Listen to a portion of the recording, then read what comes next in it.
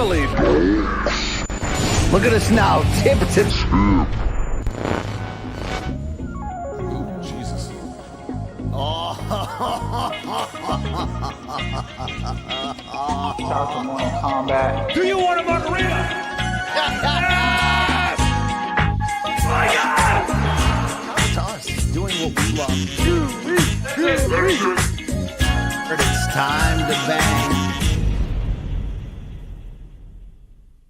Oh, yeah. Do you hear that sound? Get fired up. Monday, May 5th, 2025. And this right here is Morning Kombat, the best damn combat sports show. And really the only one out there left that's not taking the dirty money and still willing to tell the truth. Although my DMs are open if you're offering. Hey, it's Brian Campbell looking at you right here, that BBC with that BDE. And the man next to me from Washington, D.C. cannot be compromised. His name is Luke Thomas. And Luke, you know, they took my favorite sport this weekend and they aggressively tried to ruin it. Luckily, Inoue and Cardenas were there to remind us what it could be like. Bro, we're going to get to it. Shouts to Inoue, shouts to Cardenas. Like, they rescued it. But, dude, we are talking about, by the end of the Canelo fight, arguably headed towards the worst weekend in modern boxing history. That's how bad it was. Well, you won't read or hear that on anybody who's on the payroll, Luke. That's how it works in 2025. But we are here to tell the tale, tell the truth. And we're here to give you a fantastic episode recapping UFC Iowa, the big Cinco de Mayo boxing weekend, Friday, Saturday, and Sunday night. We'll catch your DM from Donk questions and maybe check out a little bit of my fecal material if you're into that. What a time to be alive, though. Thank you for tuning in. You can follow us and the show at these channels below. Also, our independent YouTube channels, which just takes the MK experience and stretches it out, if you know what I mean, Luke. Not that we really, enjoy things being stretched out too far, right? Okay, I mean, you made it weird. You didn't have to do that. It's going to be a great show on its own. Yeah, it was just, okay, all right. Hey, the only thing left to do is transition to the third member of this program. He comes to us by way of a down under man satchel. Yes, it is the main card minutes best boyfriend, Luke Nocita. Luke, how the hell are you? I'm doing good, guys. It wasn't the best weekend as far as results, but we did have a jam-packed combat sports weekend. It was, had to. I mean, Sam Alvey has just sent Tyrone Spong to hell at Karate Combat, all right? Sam Alvey looks damn good in Karate Combat. Shout out Jed Mashu saying he is to Karate Combat what Mike Perry is to BKFC. I agree with that 100%. And he called out Eddie Hall afterwards, so that's a little bit interesting. Let's book it. There. Nocita will be with us throughout the show, handling the ones and the twos. Luke Thomas, was it outside of the depression that boxing brought this weekend, was the rest of the weekend good for you and your family? Yeah, it was great. I had some in-laws in town. They're leaving today. That was nice. Oh, nice. I will say that UFC Iowa had some hits and misses, but Maine and co-main delivered, I would argue. I think they delivered. And no, it's been good. I was talking about this before the show. Dude, the pollen this season is this is pre-USADA pollen. I mean, what are we doing here? It is unbearable to deal with. And I used to never get allergies, and now I can't control it. It's insane. I'm the same way. I was allergy-free my whole life until I became an old POS, and now the weather can suddenly change, the temperature can drop, and I got a full-day hangover, Luke. It's not fair. It's just not fair, all right? The Allegra ain't doing the job, man. I need something stronger. You need something stronger, like maybe a pink monster and a vape, Luke. I don't know. You know what I mean? Luke, also, I wanted to announce that today is an anniversary of two important things. One, the 18 years since Floyd Mayweather and Oscar De La Hoya met in Las Vegas in that super fight, that big fight that spawned the pre-fight documentary in boxing and did a lot of things. But on that same day, this guy, 18 years of marriage today. That's what I'm talking about. Wow. Yeah. Hit me with the orange one. Yeah, that's what I'm talking about. So we're on the quest for 20, Luke. We made it this far. Might as well hang on for a few more, right? Yeah, my parents only made it 17 years. So as long as I beat that, I'm the in-house winner. What are you on right now? A decade in? This will be this upcoming September will be 13. Oh, nice. Very Yeah. lucky 13 Yeah. for the Thomases. Moving All the right. chains, buddy. Moving That's the what we're chains. talking about right there. Hope everybody had fun this weekend. Hope you got some sun. Hope you're ready for this damn program right here. Very quick reminder that 2 days from now, Wednesday, May 7th, live on the YouTube channel called At Morning Kombat, MK is hitting you with a UFC 315 pregame preview brought to you by Cuervo, featuring BCLT and the indomitable Iceman Chuck Mindenhall of Uncrowned. By the way, how about Chuck Mindenhall and Ariel getting billionaire row influencer treatment there at the Times Square inside those large fences, Luke?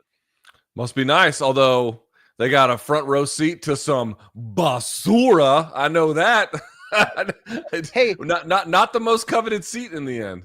by the way, media was not allowed in. They were given a non-electrical outlet, non-Wi-Fi opportunity to watch the fights from a restaurant across the street with they put these motherfuckers in the Hard Rock Cafe in Times Square. Yeah. You understand? I would rather do drugs in the subway under the Times Square than go to the Hard Rock Cafe for any reason in Times Square. Well, hey, Chuck and Ariel, tell me how his ass tasted and who is Hey, we're gonna see Chuck on Wednesday. We're talking about HG, HG, baby. All right. No, Chuck did write a piece for Uncrowned after it. He tried his best to sum it up. We love it. We love those folks. All right. All the fun behind us. It's time to get into great detail what went on over the weekend and what it meant.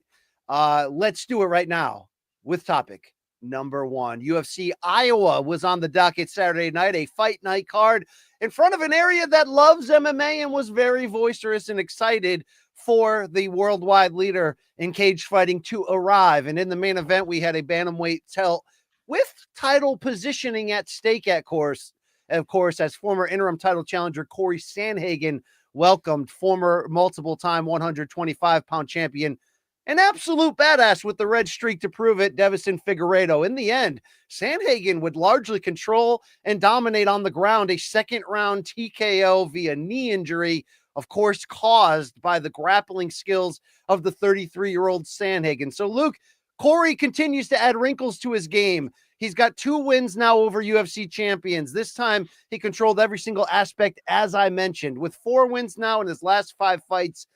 And I guess you can say a renewed spirit of what could be upon him, his final run to the top. Is there anything left that should hold back Corey Sandhagen from getting that elusive shot, the same one he begged for outright in the post-fight interview for the undisputed bantamweight title? No, this was it. This is exactly what I was looking for. I suspect, and we shall see, but I suspect this is exactly what the UFC matchmakers were looking for.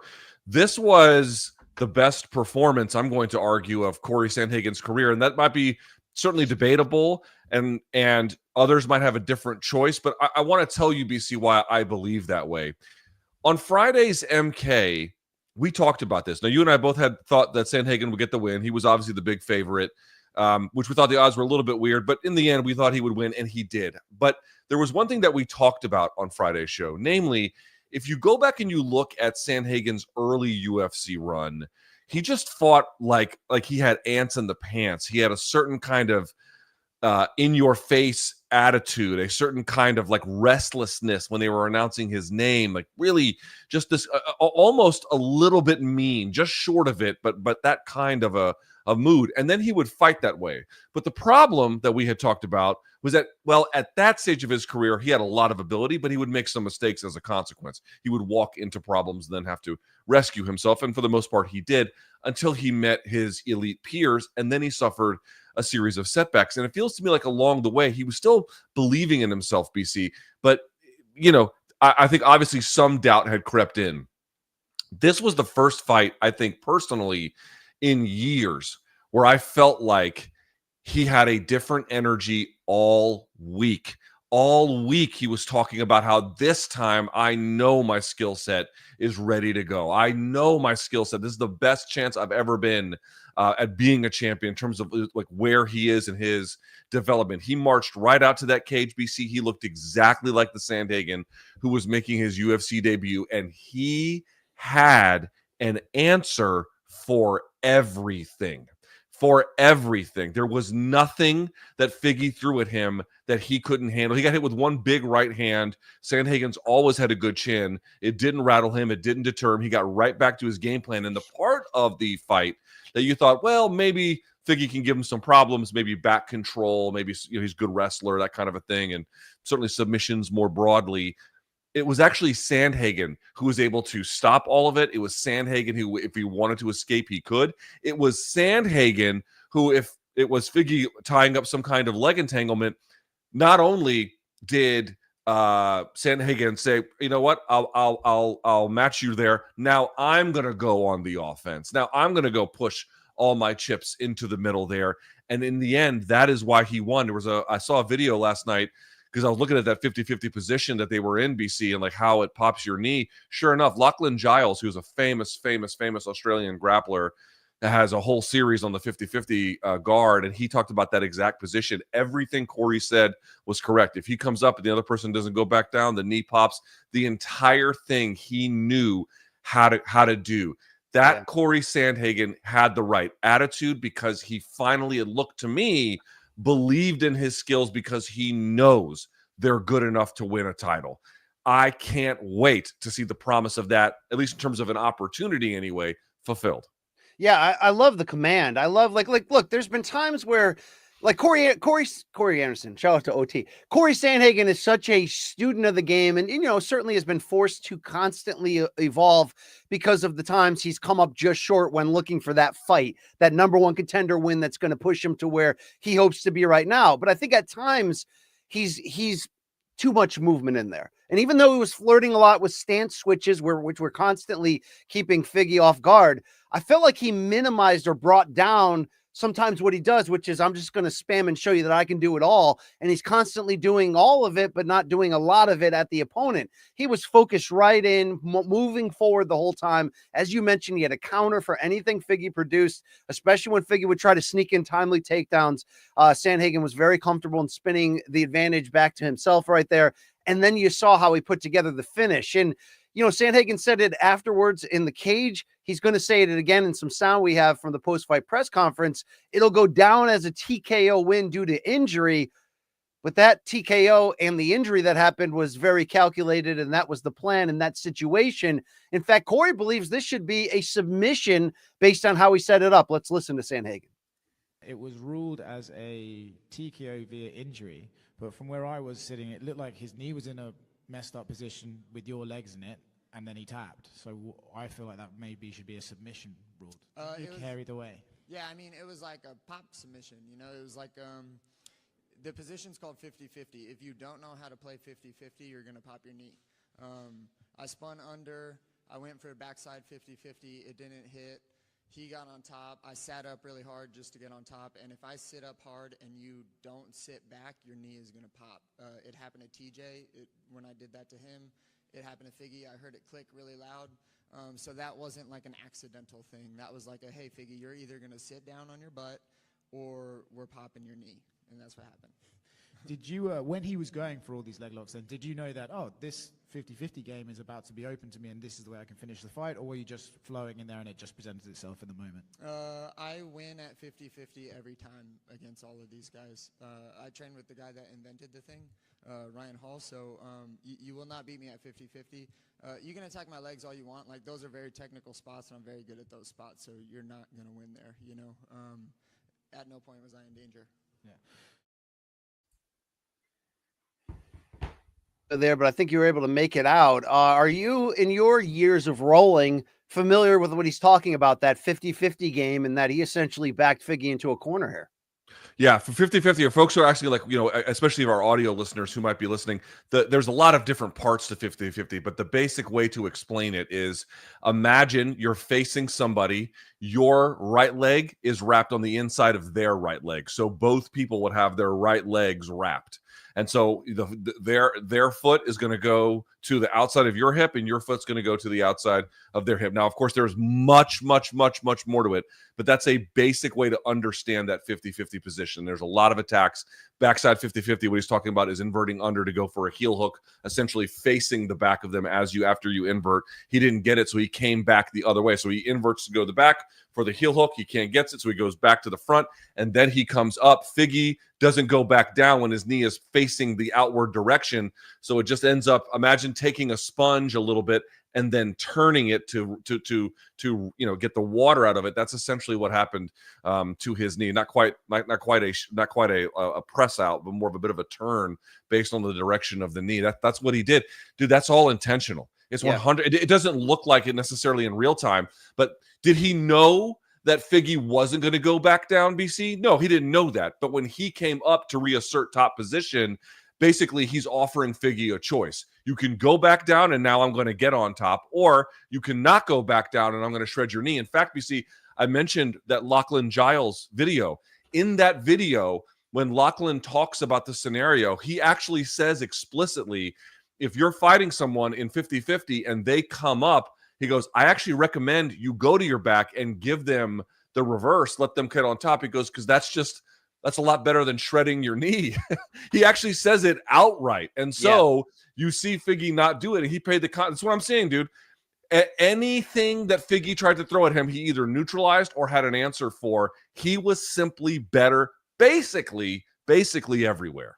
Well, if our relationship ever goes sour, Luke, you will be faced with that same dilemma, but the questions will be tap or nap, bitch, when it talks about getting that choke in. But in all seriousness, a great victory. He mentioned Ryan Hall in his corner. This was also his second fight with Trevor Whitman as head coach, that Colorado connection right there. So it does seem to be like all signs are pointing to Sandhagen being at the peak of his game, learning from mistakes in the past, and being ready right now for what he called for passionately afterwards, which was a title shot.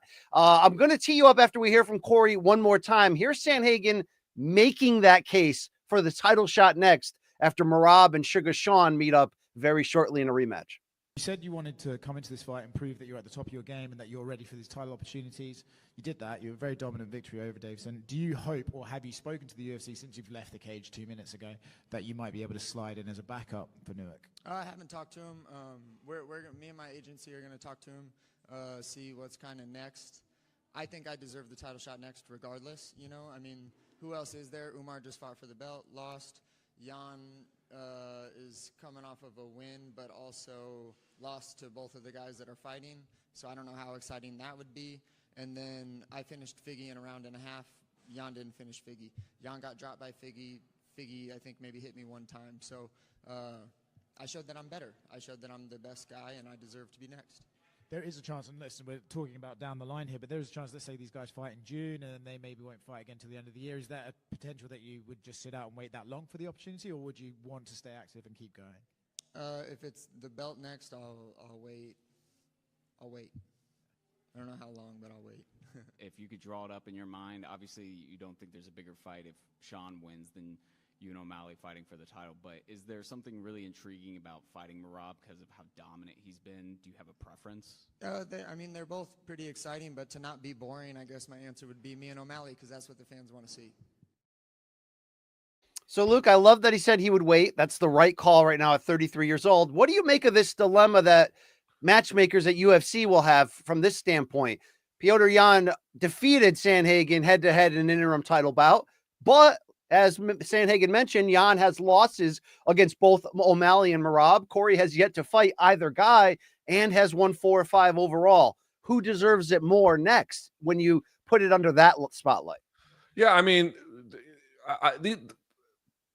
you can construct not almost, but there's a lot of different ways to find logic to give someone a title shot.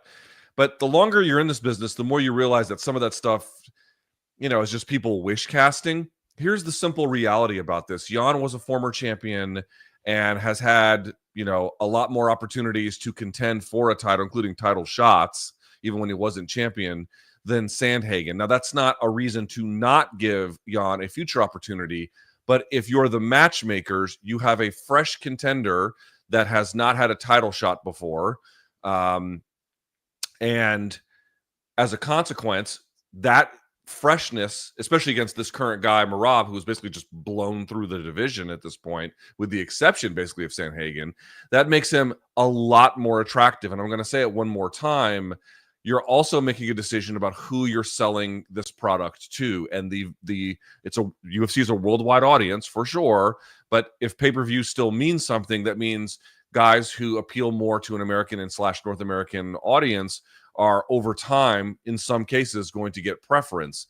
Also, Corey Jan is exciting. There's simply no question about it. But because you have seen that movie before, in the case of both Sean and Merab, there's a little bit less mystery. Although I will say a rematch between O'Malley and Jan would actually be kind of sick, because the first fight was actually really good. So yes, that'd be a lot of fun. I mean, I'm not mad at it either way, to be honest with you.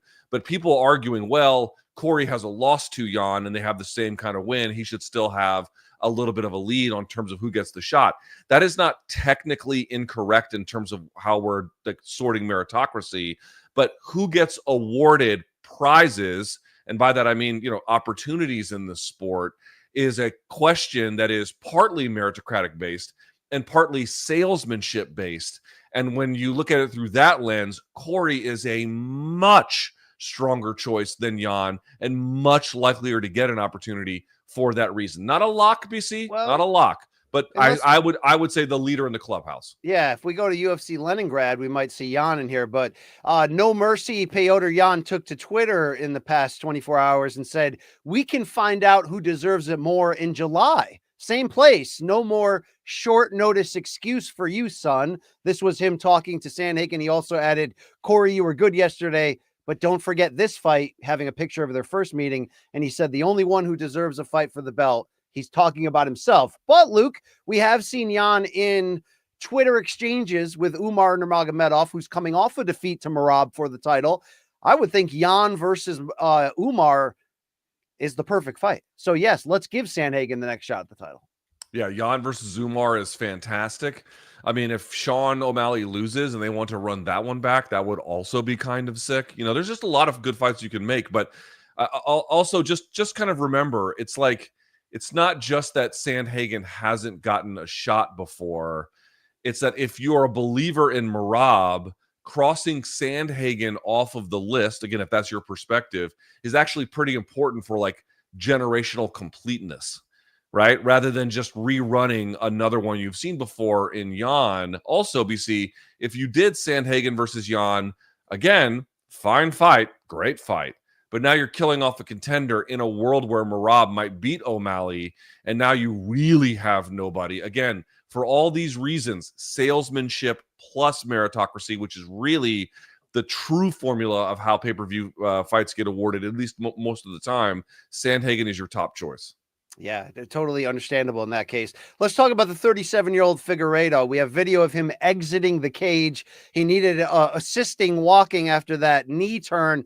Luke, this is 2 straight defeats after a really nice reinvention, moving up in weight to bantamweight, in which he won 3 in a row, looked dangerous. It's not as if the 2-fight losing skid, he's looked like he's fallen aggressively hard in terms of from his prime, but he's 37. Now he's got an injury to limp off. It does kind of feel like this was the last window for him to enter a title picture at this point in his career. We said it on Friday, did we not? We're going to see what these guys really have left for the top of this division. Corey, flying colors, looked amazing. And of course, he's 4 years the junior. And Figgy, by the way, as a reminder, already held a weight class title. Like, he's already done things that Sandhagen has not. Different weight class, but nevertheless. But Sandhagen on this night was certainly much, much better. Figgy, 37, which is already old for the weight class. And now you have this injury. And BC, I'm not exactly sure how long it's going to take. Some of the estimates I've seen in terms of like what gets affected when this injury happens from this particular position is you get an LCL tear. An LCL tear is, we'll see what the doctors tell them, but there could certainly be a scenario where he's not back until deep into his time at 38. Not a death sentence for winning again, BC, but it's like he was losing to Sandhagen anyway, and now he's going to miss this time. He beat good fighters up here. He beat, Rob Font. He beat Chito Vera. He beat good fighters. But I think now we've seen the limit. You've seen the limit, and now time is certainly no longer at all his ally. I would not write him off. oh, he'll never win again. That's not what I'm saying. But I don't think he's relevant as a future title contender. No. I fully agree with that, although I've loved his time at the elite circle in these smaller weight classes. An absolute badass who does have a complete game and is very dangerous. Luke, we did this little exercise after there were a bunch of key welterweight bouts involving Ian Machado Gary, where I incorrectly tabbed the exercise as a pound for pound at welterweight. I guess in reality, the difference of what I'm trying to do is not call it power rankings in which meritocracy would largely, your achievements would largely dictate where you fall in. I'm just talking about current stock at this moment. If you had to make a top 5 at bantamweight just based on current stock and who would beat who, where does Sandhagen fit in? I controversially put Ian Gary at number 2 in the welterweight division, and I've yet to be proven wrong on that, although there's still a lot of questions.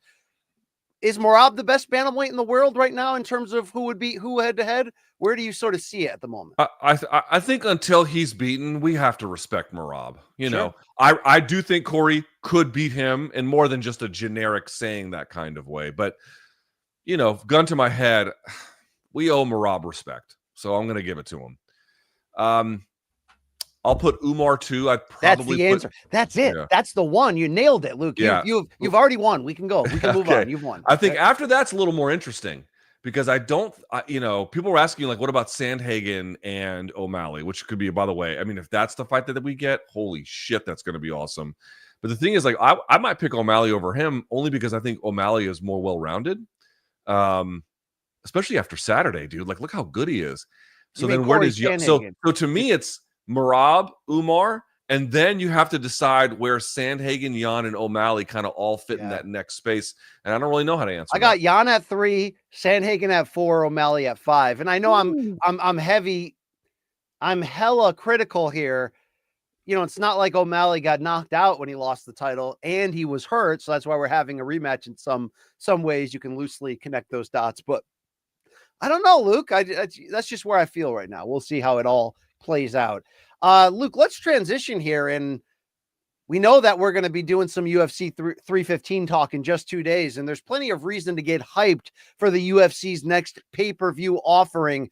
And of course, get ready for pregame preview in just 2 days. But UFC 315 will be on the TV. And our listeners now have an opportunity to try and win some real cash while watching with Pick 6 from DraftKings, the official fantasy partner, of course, of the UFC. Pick 6, a fantastic way to watch the fights and see where you might have the edge here. Pick 6 available in most states, including Missouri, California, Texas, Georgia, and more. Don't settle for a smaller payout. Switch to Pick 6, cash in your UFC knowledge, play $5, get $50 in bonus picks instantly on your first entry. And Luke, you know how this works. This is like picking a fantasy lineup. Which stat stuffers do you think will jump out and score big, or which finishers early on are going to give you those points? There's going to be a lot of people to look at when we look at that 315 card. Yeah, you're looking for people who are consistent performers in a certain kind of way, high performers in another. You're not just looking for the sort of traditional betting lines. You're looking.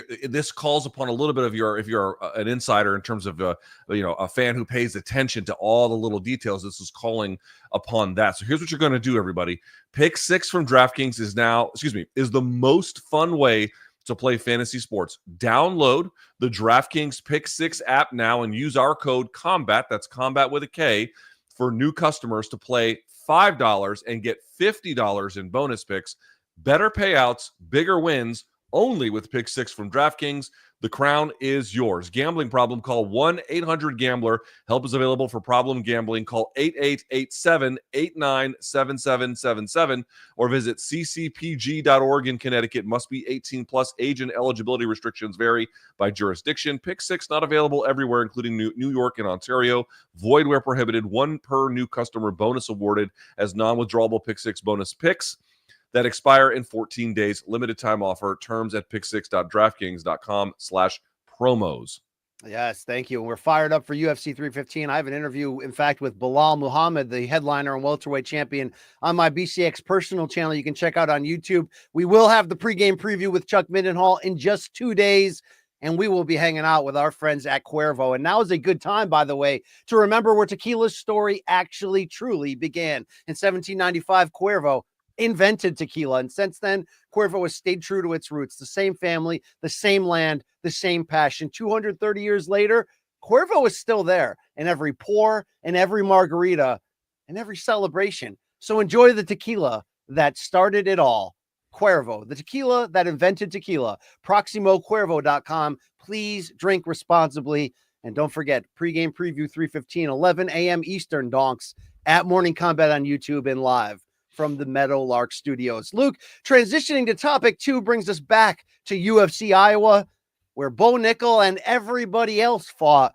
But before we get into the everybody else, we got to talk about Bo Nickal in that co-main event, bringing in his 7-0 unbeaten record against former one championship, multi-division champion, and red-hot UFC rookie still in his first 12 months. Yeah, we're talking about the Dark Dutch Knight, Reinier de Ridder. Luke, while there was one prominent MMA podcaster and journalist who predicted that RDR would finish Nickal, Bo was the betting yeah, thank you. Let's put a little respect on Gone willing to wrestle or get out wrestled by. Listen, every once in a while you have a banger. Hey, I'm not going to hate. I'm not going to hate. I said Woodley would finish Till, and you looked at me on that MMA beat set like I was crazy. But here's the deal, folks. Bo got finished.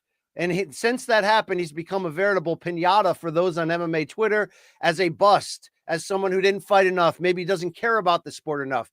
He went from super prospect to super hated like overnight. And, I don't know if it's politically linked, but Bo is being linked politically in the Donald Trump inauguration curse, which has now hit MAGA lights like Bryce Mitchell, Michael Chandler, and now Bo Nickal, all three getting finished after the inauguration. And I don't know. And Colby, I don't know if that's all connected. But Luke, let's get down to the brass tacks here. Was this Bo Nickal defeat by second round TKO via body knees by RDR truly the fraud check that social media has made it out to be? And what does this say about Bo Nickal's future? This was a very terrible loss for Bo Nickal. There's a central question, which is the one you're asking, which is, was he fraud checked? And I don't like the term for a couple of reasons. One, it seems a little unnecessarily mean, although that's not a reason not to use it. But the bigger one is that there's really no agreed upon definition. And people are going to, put together different scenarios to decide whether or not this scenario meets it. What I'm going to say is, we can't, even if you think it's a fraud check, there's actually really no way to know until we see how he pivots from here. Because if he goes on to have the career that his skeptics think he's going to have, then yeah, maybe this actually will end up being one. If you end up being somebody who actually never really turns into anything and you were hyped this way, maybe you, in that particular scenario, were a fraud all the way around. On the other hand, if he learns from this experience, BC, and then goes to better heights and become something quite special, well, then we'll look back on this and say, hey, he fought a really good RDR, which we're going to get to. And yeah, he looked bad in that loss, but he learned from it. So no, he's not a fraud. If he goes on to do great things, how could you say such a thing? But here's what we can say about Saturday, BC. Number one, he got audited. And what I mean by that is, it wasn't clear to me necessarily that Bo was better everywhere. Bo did that one ankle pick takedown, but then tried to sit for a guillotine totally inadvisably, and then essentially gave up top position. He was beaten up in the clinch. And every time he tried to throw something, it was the same kind of overhand punch, or at a bare minimum, just a left straight stuff that was coming. Not even a left straight, but just, these long range punches that he was looking for. RDR was able to get on top of it or get to the outside of it because it was so predictable, right? He was able to predict with great ease or counter with great ease hasty things that Nickal was doing, or predictable things that were easy to get around. Even in that final knee that he hit him with, BC, if you watch it in the replay, he's actually pulling Nickal into it, using Nickal's own momentum to then feed him the knee. He knew he was going to be there for it. They knew what he was going to throw when they were going to put pressure on him, and they had all the right answers. They audited him. That's the first problem. The second problem that he has is that from a public relations standpoint, as I mentioned, if he goes on to do great things, how could you possibly call him a fraud? But insofar as his readiness on Saturday night, he confirmed the suspicions of his skeptics. His skeptics had believed that, whatever his pedigree in college and his athleticism, which probably, no, I don't think they'd really question that per se, but how that was necessarily translating to MMA, they were not convinced. They looked at fights like that Paul Craig fight, and, I was willing to look the other way because I was like, well, he was getting 15 minutes in there, and that's good experience, and he didn't want to use his wrestling. That's value to build from. But then when you go and you watch the strikes he was throwing in this one, BC, it didn't look like he was building on anything. It didn't look like there was a demonstrable difference, not only from that fight, but from fights, even earlier in his career. Skeptics had been wondering if he actually was A, as good as they thought, and B, progressing in some kind of a direction. And RDR put a stop to that pretty quickly, or at a bare minimum laid it out for everyone to see that the skeptics were probably on to something here big time. And that not only hurts his stock, but it calls into question. I can't answer this, and you can't answer this. We don't know what's happening in training, right? Only the folks who watch it can. But BC, it appears that something is missing. Something is off. And I think you were definitely on. You know what? We've both been big on RDR since he was a double champ over in one. I mean, the Malikan fights, those were tough assignments, right? We can all agree. But he got hit too much against GM3, and I think he fixed that. Yes, and then against Holland, he just flattened him. But let's pitch it back to you. You were the one who kind of saw this coming. So from your vantage point, was it, I'm just a huge believer in RDR, or is it, I'm a believer in RDR, but I've got these lingering skepticisms about Nickal? It was 75-25, with the 75 believing in RER compared to the actual experience that Bo Nickal had. 7 pro fights, 2 of them in the Dana White Contender Series, and a small handful of UFC fights where he either finished someone so fast we didn't get to actually see, does he have a chin? Does he have cardio? Does he have IQ? Can he adjust from adversity? All the things that you need to see. Or he had fights like the last 2 where you actually come out of there with questions. Now, they're not insincere questions. We understand how little MMA experience he actually has, even with the big hype around him. But let's not forget how big the hype around him actually was. Like, we were even kind of going, is this one of those rare scenarios where you just rush somebody to a title shot, 3 quick wins in, just because they seem like a special talent? I mean, he was showing us that side of it. But the last 2 fights, really the last one, is what bumped up that 25% of doubt I had coming in. I don't really hold the Cody Brundage fight against him. I think Brundage pushed the pace, hit him in ways other people hadn't been able to, and kind of forced Bo to bite down and get through it. But it was the Paul Craig fight that was maddening. I remember my analysis the next day or 2 days later on Morning Kombat. It was, I'm not going to panic. Bo still was in control of the fight, still won, carried it out on the terms he was trying to, which is, I'm not even going to lean on my strength. Give me the experience here to work on my craft.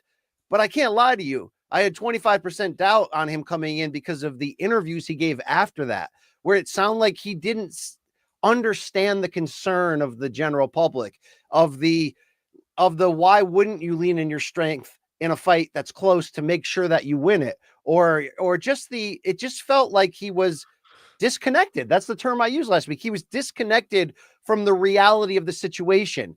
And then you have the footage and the instances of when he said very grand things. Long Island Luke, can we put up the one reference people are killing him about right now, about talking about Khamzat Chimaev on a podcast? I think it was on Ariel's show within the last year. Yeah, the MMA Hour before Ariel left there. He said, it wouldn't be surprising to me when I fight Khamzat if I'm like a minus 1,000 favorite. He's also recently said, if he went in there against DDP right now for the belt, he'd win in one-sided fashion. So I think when I mix that with RDR as a true veteran in this game, he's been sent to hell by heavyweights. He's rebounded and fixed himself. And yes, he's vulnerable. Yes, he's not well-rounded. Yes, he's prone to making the mistakes like he did in the GM3 fight in his UFC debut, where it didn't look like we're looking at a future dark horse title challenger. But he did make those adjustments against Holland.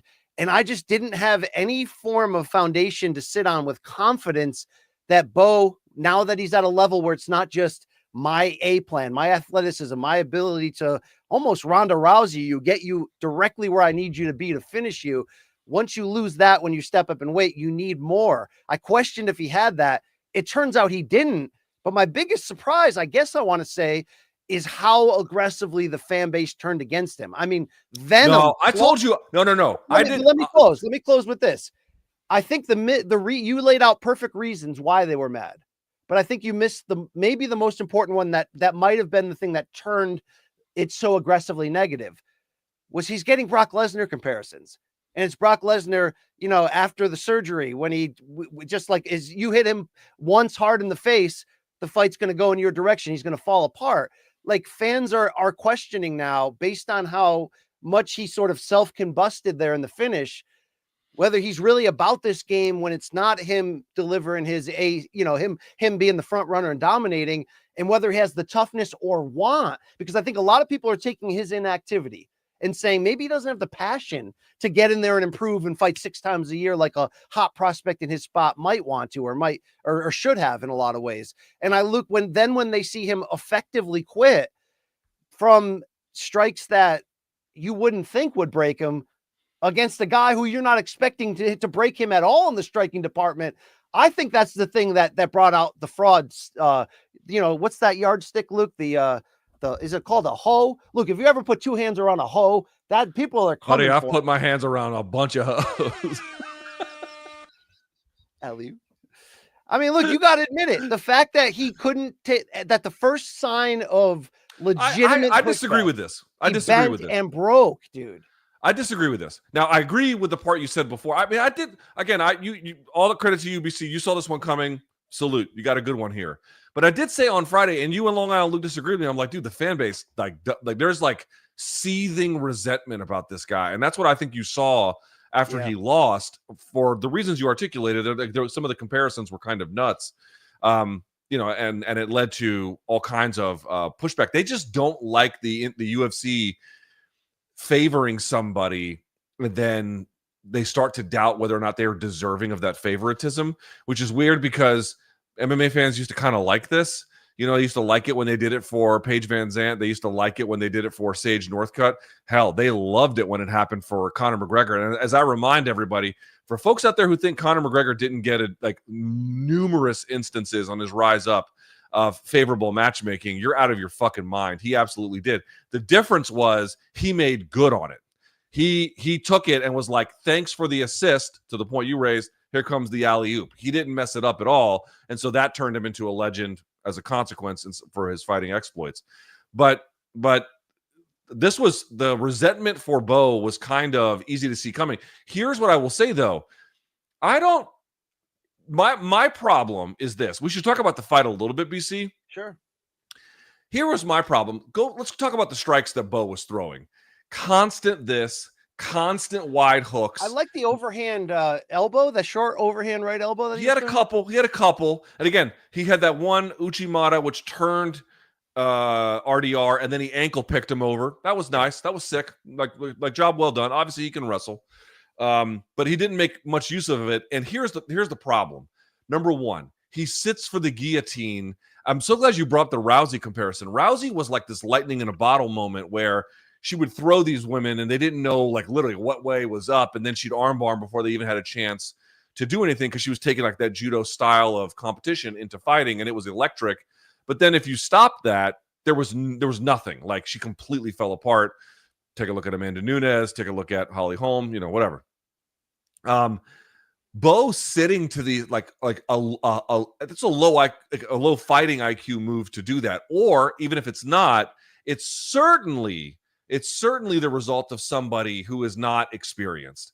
Like, sitting to a guillotine like that, unless you're lights out against a guy who's a known submission specialist, when you don't need to, you had just reversed position to get to a front headlock series. This was your chance to step away, basically. And instead he sits underneath, and like, what good was that? This was RDR rolled for the arm bar, and then they get to the position, and then he does it. And so ultimately he gets pinned. So like, you see like he's making these offensive decisions, BC, where like, oh, if I just do this, it will work. Right? If I just throw this punch, it will work. If I just do this takedown, it will happen. I don't know how much resistance he's getting in the training room at a bare minimum, like the kind of resistance that he needs. He seems to think that if he just executes, it's just all going to work. And that's why you could just blow through these guys who are lower on the ladder.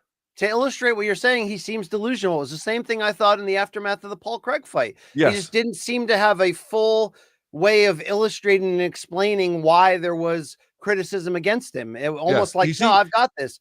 He seems to think it's like, if I just do X, Y will happen. And an experienced fighter knows, like, okay, you might want to do X, you might not actually, but if you do, there's a whole range of things that can happen. Let's make a smarter call about this. He's not doing it. And then when I go to the punches, BC, he was so predictable with what he was going to throw. It was wide, it was long, it was looping, it was leaning every time. They knew he was going to do that. They knew it, and they had planned around it. And BC, even in the clinch, there are times where, yes, RDR is engaging him and you have to find a way out. He had one good, to his credit, Bo Nickal had one good clinch break. I think you mentioned the elbow that he had thrown there. That was nice. But then there are other times where they're clinching. For example, when he gets the back, he does the throw by when RDR tries to do that takedown in the second round. Bo Nickal wisely throws him by and gets the back. RDR stands, tries to peel the hands, can't do it, but creates enough space to turn. So now they're turned, and the instant that they're turned, it's like, dude, break away, push off. And he just stands there and doesn't do anything. And that's the first really hard knee that RDR lands. He had, of course, landed other knees prior, but that one was the first one. If you actually look at the sequence of events that led to the finish, that's the first one. And he did it because he was just standing there fighting on the other guy's terms. He didn't have his own offensive identity. And this is the other point I want to make. I watch now, for whatever reason, more regional MMA than I ever have, or at least in some time. I cannot tell you the difference between prospects that have a functional jab and ones that don't. Right. And I know that this was too much too soon for Bo Nickal, but it's like, dude, you've got to have a series of foundational strikes that enable you to define the range, define the terms of the exchange, allow you to move, allow you to score damage, all the things that a jab or a really reliable kicking game in different ways can do. And I didn't see any of that shit. No, Corey Anderson had some great tweets about that, about how all wrestlers turn MMA. If you don't build that foundation out of that jab right in the beginning and go to boxing gyms and cross train on that, you're going to be behind the eight ball. We saw it. But to bring all the point back home, Luke, I still feel like if he didn't act so poorly under fire and then give in and go, I feel like people would be like, benefit of the doubt, give him a chance. It's MMA. Well, hold on. Nobody gets good until their third or fourth loss anyway. I feel like he would have been receiving some sympathy. I think that's the turning point where everybody was like, nah, F this guy. Okay. I believe that knee to the liver would have dropped a lot of guys. I don't see that as Nickal unusually imploding or even quitting. Oh, so you think the whole finish was like, as you're watching it in real time, there was no thought in your head like, wow, that was quick, or no. Yes, 100%. Here's the problem. So again, he goes for the back of RDR. They stand. RDR tries to break the hands, doesn't, but uses that to create space and turns. And then he sticks him with that knee. And that sets up basically the beginning of the end. There were several other knees after it, but that was the first real hard one, as I indicated. It looked to me, BC, first of all, if you've never been hit by a knee in your solar plexus or your liver, I don't know how to explain it. It's not just a function of does it hurt. It is immobilizing. It is hard to literally move other than to ball up. Your body in some ways almost takes control of you. This is why when he folded like that, I don't have a problem with it. I mean, he was done. Well, if you're comparing it to a liver punch in boxing, which it seems like you are, I certainly understand. But hold on, let me just paralyzing nature of it. Yes. But let me just connect the dots. What I will say, BC, is how about he hits him with another knee, Bo retreats to the fence. And then you remember this sequence? RDR has one underhook and he's just kind of pounding on him with these small shots. And Bo is doing nothing to defend except lightly walk to his right. Do you remember that sequence? Oh, that it looked like he didn't even know where he was or how exactly. to do. That was the moment where I was like, he's never been here before. He doesn't get hit in practice. Yes. He so doesn't get hit. Luke, sometimes you play the voice of the fan, sometimes you play the voice of the degenerate. But do you feel like it's fair? Everyone's dunking on Bo right now. I'm not asking you if that's fair. I'm saying within that dunking, is it fair to label not as a quitter, but as soon as it got hard, that dude was gone. Yeah, to be honest, I want to just say straight up, call me a casual, call me whatever. In the moment, I didn't think that was an early stoppage or anything. I was just like, oh shit, RDR's the better fighter. Bo Nickal kind of got solved there and I looked mean, like that can shit also in the be process. partially true for sure. That's Yeah. a part of it, but To see so many people be like, oh, he quit. Now I'm going back to Luke being like the whole fan base hates him. And I'm almost like, I feel like people are being kind of harsh here, but also he's clearly one-dimensional and needs some work before. Like Long Island Luke, here's my read on it. Like, I do think the fans are being a little bit mean, but again, he kind of, I mean, it wasn't like he was reserved in how he talked about himself for all these time. Here's what I think. I don't think he quit, but what I do think is his resistance to pressure is so he hasn't worked on it at all that it just almost instantly collapsed. Like, I agree with all that. the levels of defense and resiliency that he's supposed to have, it just melted under pressure because RDR knew exactly what buttons to push at just the right time. Yeah. Let's show the Henry Cejudo tweet. This was the only kind of support that I saw that Bo got publicly, and Cejudo said the wrestling world is taking a hit today. Keep your head up, Bo. This is not the end. I got finished by DJ with a similar body shot, and I went on to avenge that loss and become champion. You are capable of doing the same. Get back on your horse, brother. Certainly, I like the Bushido and the support element there. Cejudo also makes a point, Luke, that although we never looked at him as sort of remedial as we look at Bo Nickal offensively right now outside of the wrestling, it did take Cejudo a bit where his care levels were called into concern. He had weight issues. He got to a certain point where he was like sub-elite and had that fight of the year with Benavidez, but really needed to retool to get to the position where he was 2-division champion and one of the all-time greats. At this point, I'm not saying we should declare that Bo will never win a fight again and never be good at all, but I'm leaning more toward that than any other combination. How much is Henry Cejudo right here, though, that he really could get busy in the gym, start fighting 3-4 times a year, and maybe we'll put this in the rearview mirror. I can't figure out if this is Edmund Shabazian or not. That's where I'm going with it, Luke. Yeah, I don't think it's Edmund Shabazian. I didn't get that. Dude, we haven't even talked about this, but like, we have to spend some time talking about how fucking awesome RDR is. Oh, yeah. And dude, RDR, is so experienced and has so much offense that like that was in the end I was like, on Friday I was like, great matchmaking. In the end I was like, bro, they didn't do Bo Nickal any favors. I mean, they just didn't. But I don't believe people have tried, and including here Henry being like, oh, I lost to DJ and then I came back and won and I was all this, I was much better. I think the comparison to Bo is a little bit overstated, but I will say this, BC. I will say this. So if you go and look at Henry's record, not only does he lose to Demetrius Johnson via terrible stoppages, you indicated he tries to come back against Benavidez, loses that one too via split. Now, I thought he won it, but it was split. But the point being is he has this kind of a setback. He didn't get his first UFC stoppage until after that. It was the karate stance that he debuted against Wilson Hayes, and he fucked Hayes up, right? It was the reinvention from this terrible setback he'd been suffering that turned him into what would eventually become Triple C. This is what I mean. I started the whole conversation this way. Ultimately, whether or not he got fraud checked, Bo Nickal, will only depend on how he chooses to use this moment and what it means for his training. And he might lose again, just like Cejudo lost back-to-back. But if it ultimately is a reinvention, we're going to look back and say, you know what? He was a little bit ahead of himself, but he lost to a great fighter, and he figured it all out. All's well that could end well, depending on how he takes it.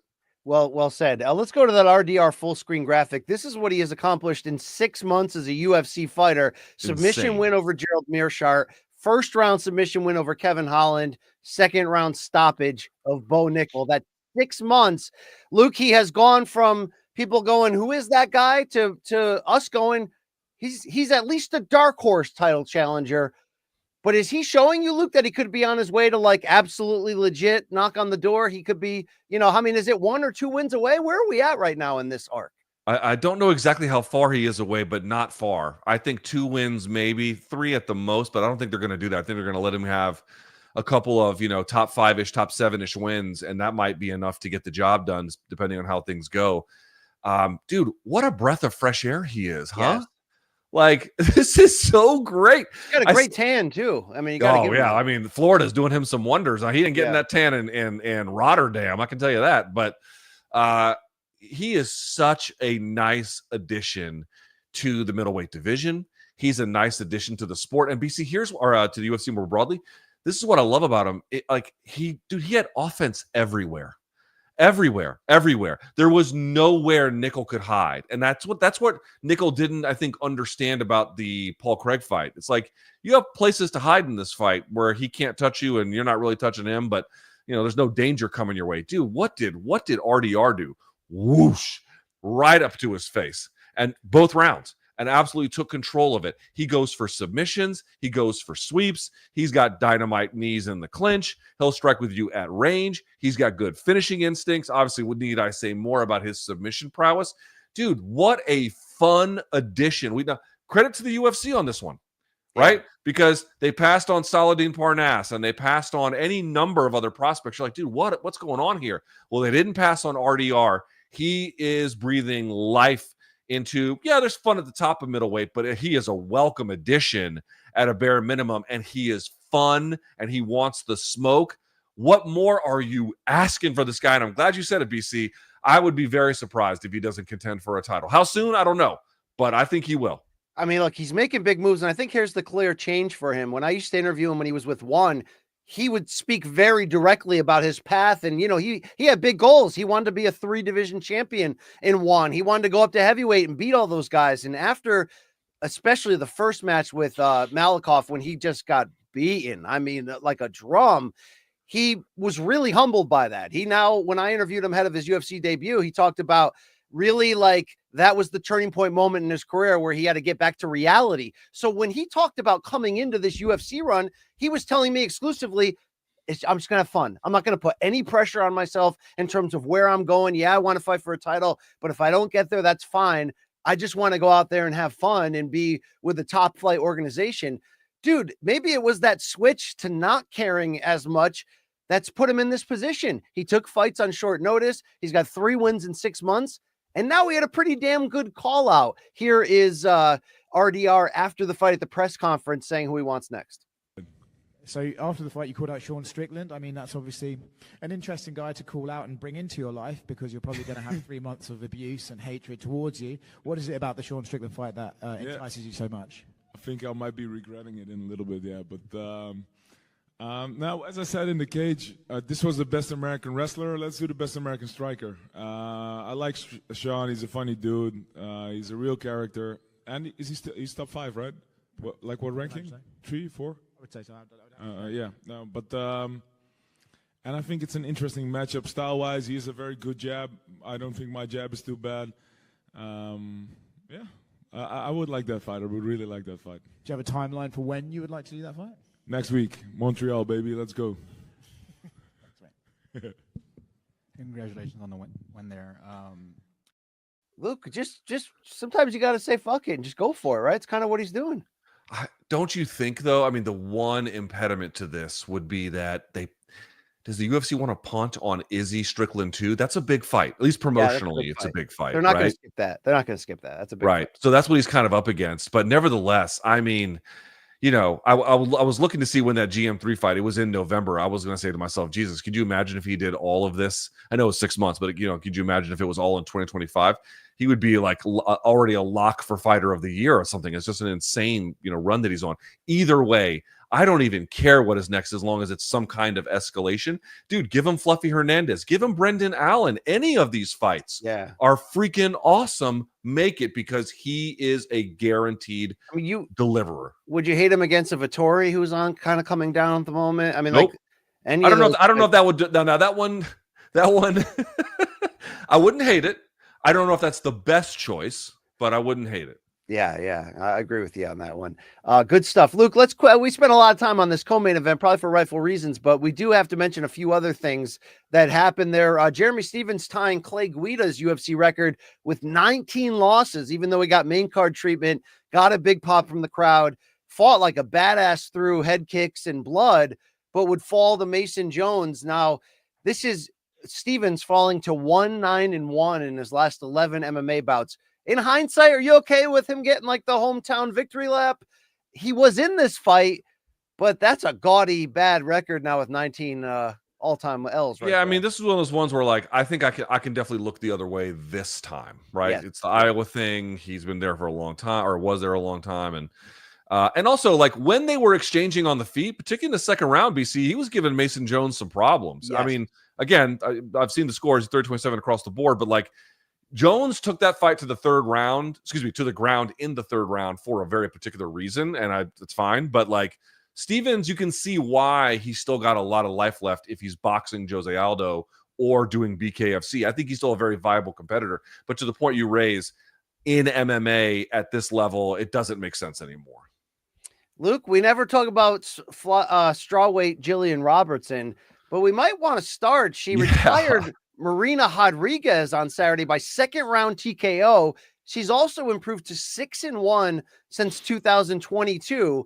And if we can show the picture, she's very cannabis friendly, Luke. Yeah.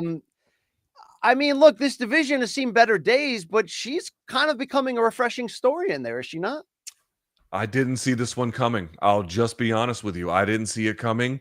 And here she is. And she's starting to get a win streak where you're like, man, she might be undeniable at this point in terms of like the meritocracy or the where she rates in terms of the title shot queue. This is dude, she demolished Marina Rodriguez. Like she beat the shit out of her. And to the point you raised, a minor setback in this broader win streak that she's been on, but otherwise is just out here putting away some big names too. Like she's got a little bit of that, if you look at her record, BC, she's got a little bit of that Joaquin Buckley thing going on where she beats, that's not quite right. Well, a little halfway. She beats, Michelle Waterson-Gomez, kind of a name in that division, and Marina Rodriguez, certainly not less than a name, but more of a stalwart. Not quite. Comparison's a bit stretched, but the point I'm trying to make here is her BC. A legend killer, Luke. That's what you're calling her. Yeah, something like that. But the point I'm trying to make is BC. Here, by the way, Dean Thomas, look what he's been doing for Sean Brady. I mean, all credit to Sean. He's amazing, but having Dean probably hasn't hurt. And Dean Thomas has been in the corner of Jillian Robertson for a long time. Man, she is really starting to put something special here together. I would not be for sure she's going to contend for a title. And do we really feel like it's out of the question she could win it? I don't think that at all. She'd have to. There's another step up in terms of like a stalwart, an elite that's been there that she's going to have to beat. And if she can get there, then I'll believe. But I've never believed in her this much after seeing like the attitude, the swagger, the way she's carrying herself. She's figured out how to get the best out of herself, and that's what we want for every single fighter, So that's great to see. Shout out to D-Rod Daniel Rodriguez stopping Santiago Ponzinibbio, creating that fun picture of D-Rod celebrating while Ponzi is leaning. Also, Killer Miller coming off of a 2-year layoff got a win. It was gross in the curtain jerker. Luke Thomas, anything else on this undercard you want to highlight? The Azamat Bakoyev fight against Ryan Loder. BC, Ryan Loder doesn't even have a Wikipedia entry, and he won the Ultimate Fighter. Did you know that? I did not know that. Did you know Loder is 80 years old now, Luke? Anyway, Azamat Bakoyev punched his lights out in 2.5 minutes, basically, in the first round. I don't know much about him, but he looked pretty good. So let's see a little bit more. We could always use, another exciting entrant into the middleweight sweepstakes, I suppose. Long Island Luke, you love the undercards. You love the main card minute. You love the green stuff. But who'd you love on this card? Good call, Luke, shouting out Bakoyev. I got to give a shout out to Quang Li, whatever his name was. He rear naked choke Gaston Bolaños out cold. That was sick. Also, he was an underdog, so that was nice. I like this card overall. I enjoyed it. It was fine. Dude, it started really strong. As soon as Jeremy Stevens got taken down in round 3, it hit like a weird it did. hour and a half lull, and then it came back alive. But yeah, it did. It's to that point. To that point, Luke. Like round 3 of Jeremy Stevens, it goes quiet for the next 2 fights, and then even through the first 2 rounds of the D-Rod Ponzinibbio fight, it was kind of quiet, but then he polishes him off in the third, and then it picked up the rest of the way. It was like that was the bracketing. Round 3 of Jones and Stevens, round 3 of Ponzinibbio D-Rod. Yeah, right? and that was like a 2-hour show going, oh, God, this card is getting brutal, but it came back around. Indeed. We got a lot to transition to now in the box game, but before we do that, a reminder that this podcast, Morning Kombat, is sponsored by Total Wireless, right? The official wireless partner of UFC.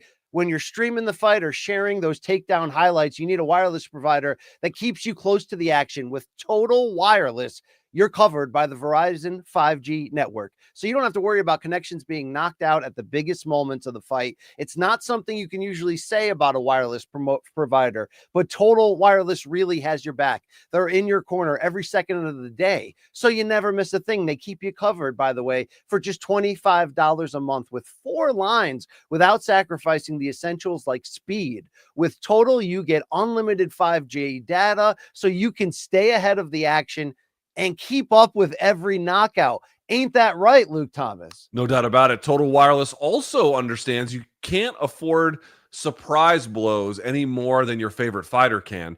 That's why the price is guaranteed for 5 years. Taxes and fees included, by the way.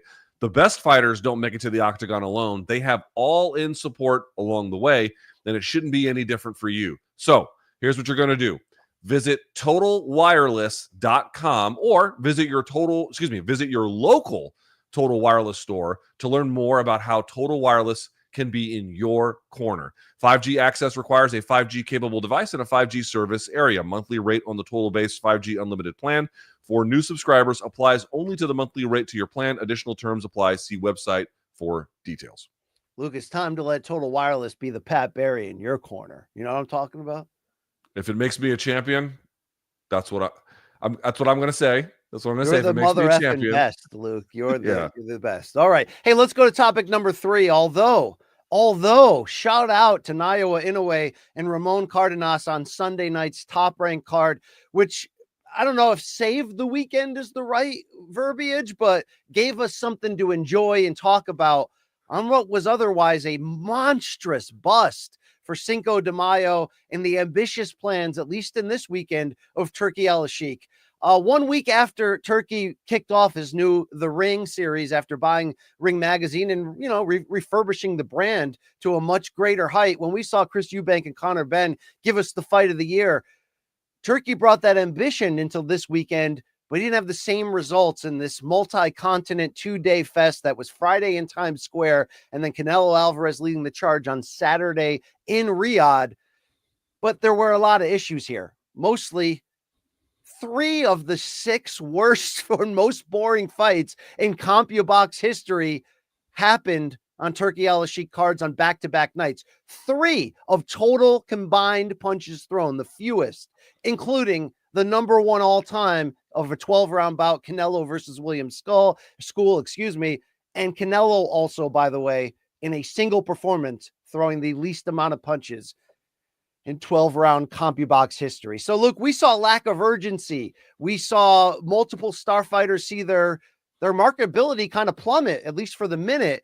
And we saw a can't-miss Garcia-Haney rematch go from, we need it now to maybe unnecessarily and unwanted.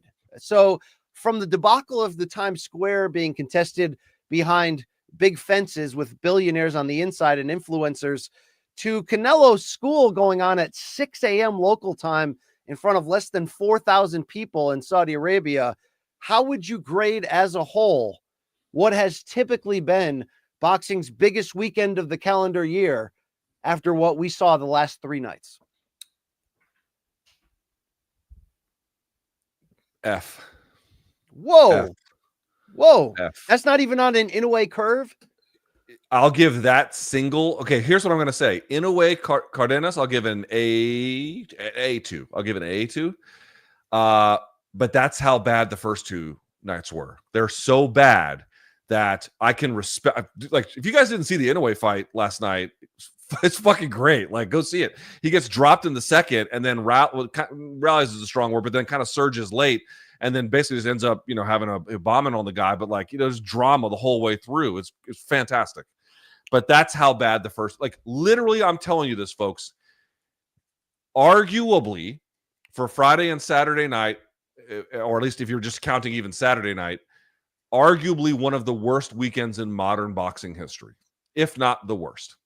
That's what we're talking about here. A disaster in every possible way that it essentially could have been. A nightmare, BC. And it was a nightmare, I think, in two different ways, right? Partly the issue is Canelo is clearly just going through the motions. School or skull. I mean, school is just the Hispanic pronunciation, but whatever.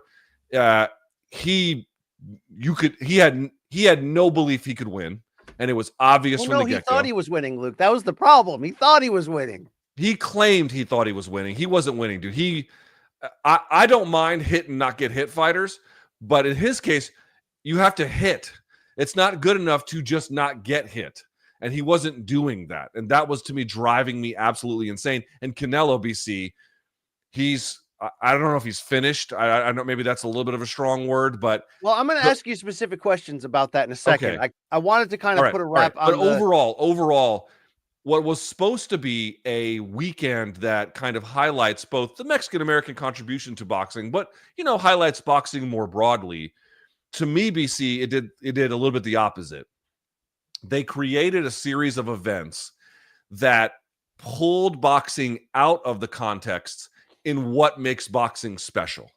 It is not a coincidence that, listen, no one thought Cardenas was like the guy to challenge in a way, but they at least had the decency to put it in a big arena. They had the decency to put it on linear television. They made it accessible to some degree. I mean, you could argue with the promotion and what ESPN did for him, putting a pound-for-pound talent at 10 p.m. on a Sunday. But even that is better than just putting it behind a paywall on DAZN or BC, putting it behind a weird red curtain that, like, I was talking with another MMA media member about this over text, and he was like, oh, it feels like a COVID show. I'm like, it feels like the Palace of Versailles, where the poors are on the outside who can't enjoy anything, and they're just walled off to what the insiders and the elite get to enjoy at the expense of everybody else. And then they're taking Canelo out of the thing that kind of makes him Canelo, and they're putting it in this other context, and it was a dud against the worst possible style opponent. And there was nobody there, dude. There was nobody there. Boxing culture, especially on Cinco de Mayo, it is Mexican culture. I mean, I'm not the expert on Mexican culture. I'm just an observer from afar. But it's like, if you've ever seen Cinco de Mayo with Canelo in Vegas or whatever, bro, it's unfucking mistakable what that is. And if you take the things that make boxing work in those ways and you remove it, it doesn't work the same anymore. No, it doesn't. And shout out to Inoue and Cardenas, as you mentioned. Shout out to that crowd at T-Mobile Arena. I believe they got about 8,000, but it was a strong, loud 8, yeah. And obviously the fights delivered. But what I watched on Friday and Saturday, this ain't it. And I know, like, if you've read Thomas Hauser's piece on The Guardian about sort of the behind the scenes story of Turkey getting Times Square and getting cleared from the major, many hurdles by the city. Ultimately, I think a lot of the things they got criticized for, the high fences, stuff like that, it turned out to be out of their control, but they stuck stubbornly to putting it in Times Square. And I get the novelty of it. I was for it. I get all that. But it stopped being about boxing at all. And it kind of stopped being about the boxers, even though these were the guys that sold this big event, right? All the fantastic trash talk between Ryan Garcia, not against his opponent really, but to Devin Haney in the co-main, to Teofimo for, to tease a future fight above the one they're already teasing. I love a lot of that, but I don't love the execution of how this was rolled out. We tried to give you the benefit of the doubt for the things come in that we didn't like that were potentially damaging, which is you're making people buy 3 pay-per-views in 8 days on DAZN. Even with like a $10 discount if you bundle, like you're still making them do things that are not in theory for the sport, right? This isn't on national television. This isn't on Netflix. It's behind the paywall on an app that only boxing fans have in the States anyway. And then you talk up this big game about how the public can enter, and you put out these pieces of artwork showing a ring in Times Square in every direction. You see thousands of people. And whether it was your fault or not that it played out the way it did, it played out the worst possible way for first impressions when you watch it. Large fences, the public couldn't even be behind the fences. They had to go a couple blocks down and watch on screens with, or two screens with no sound.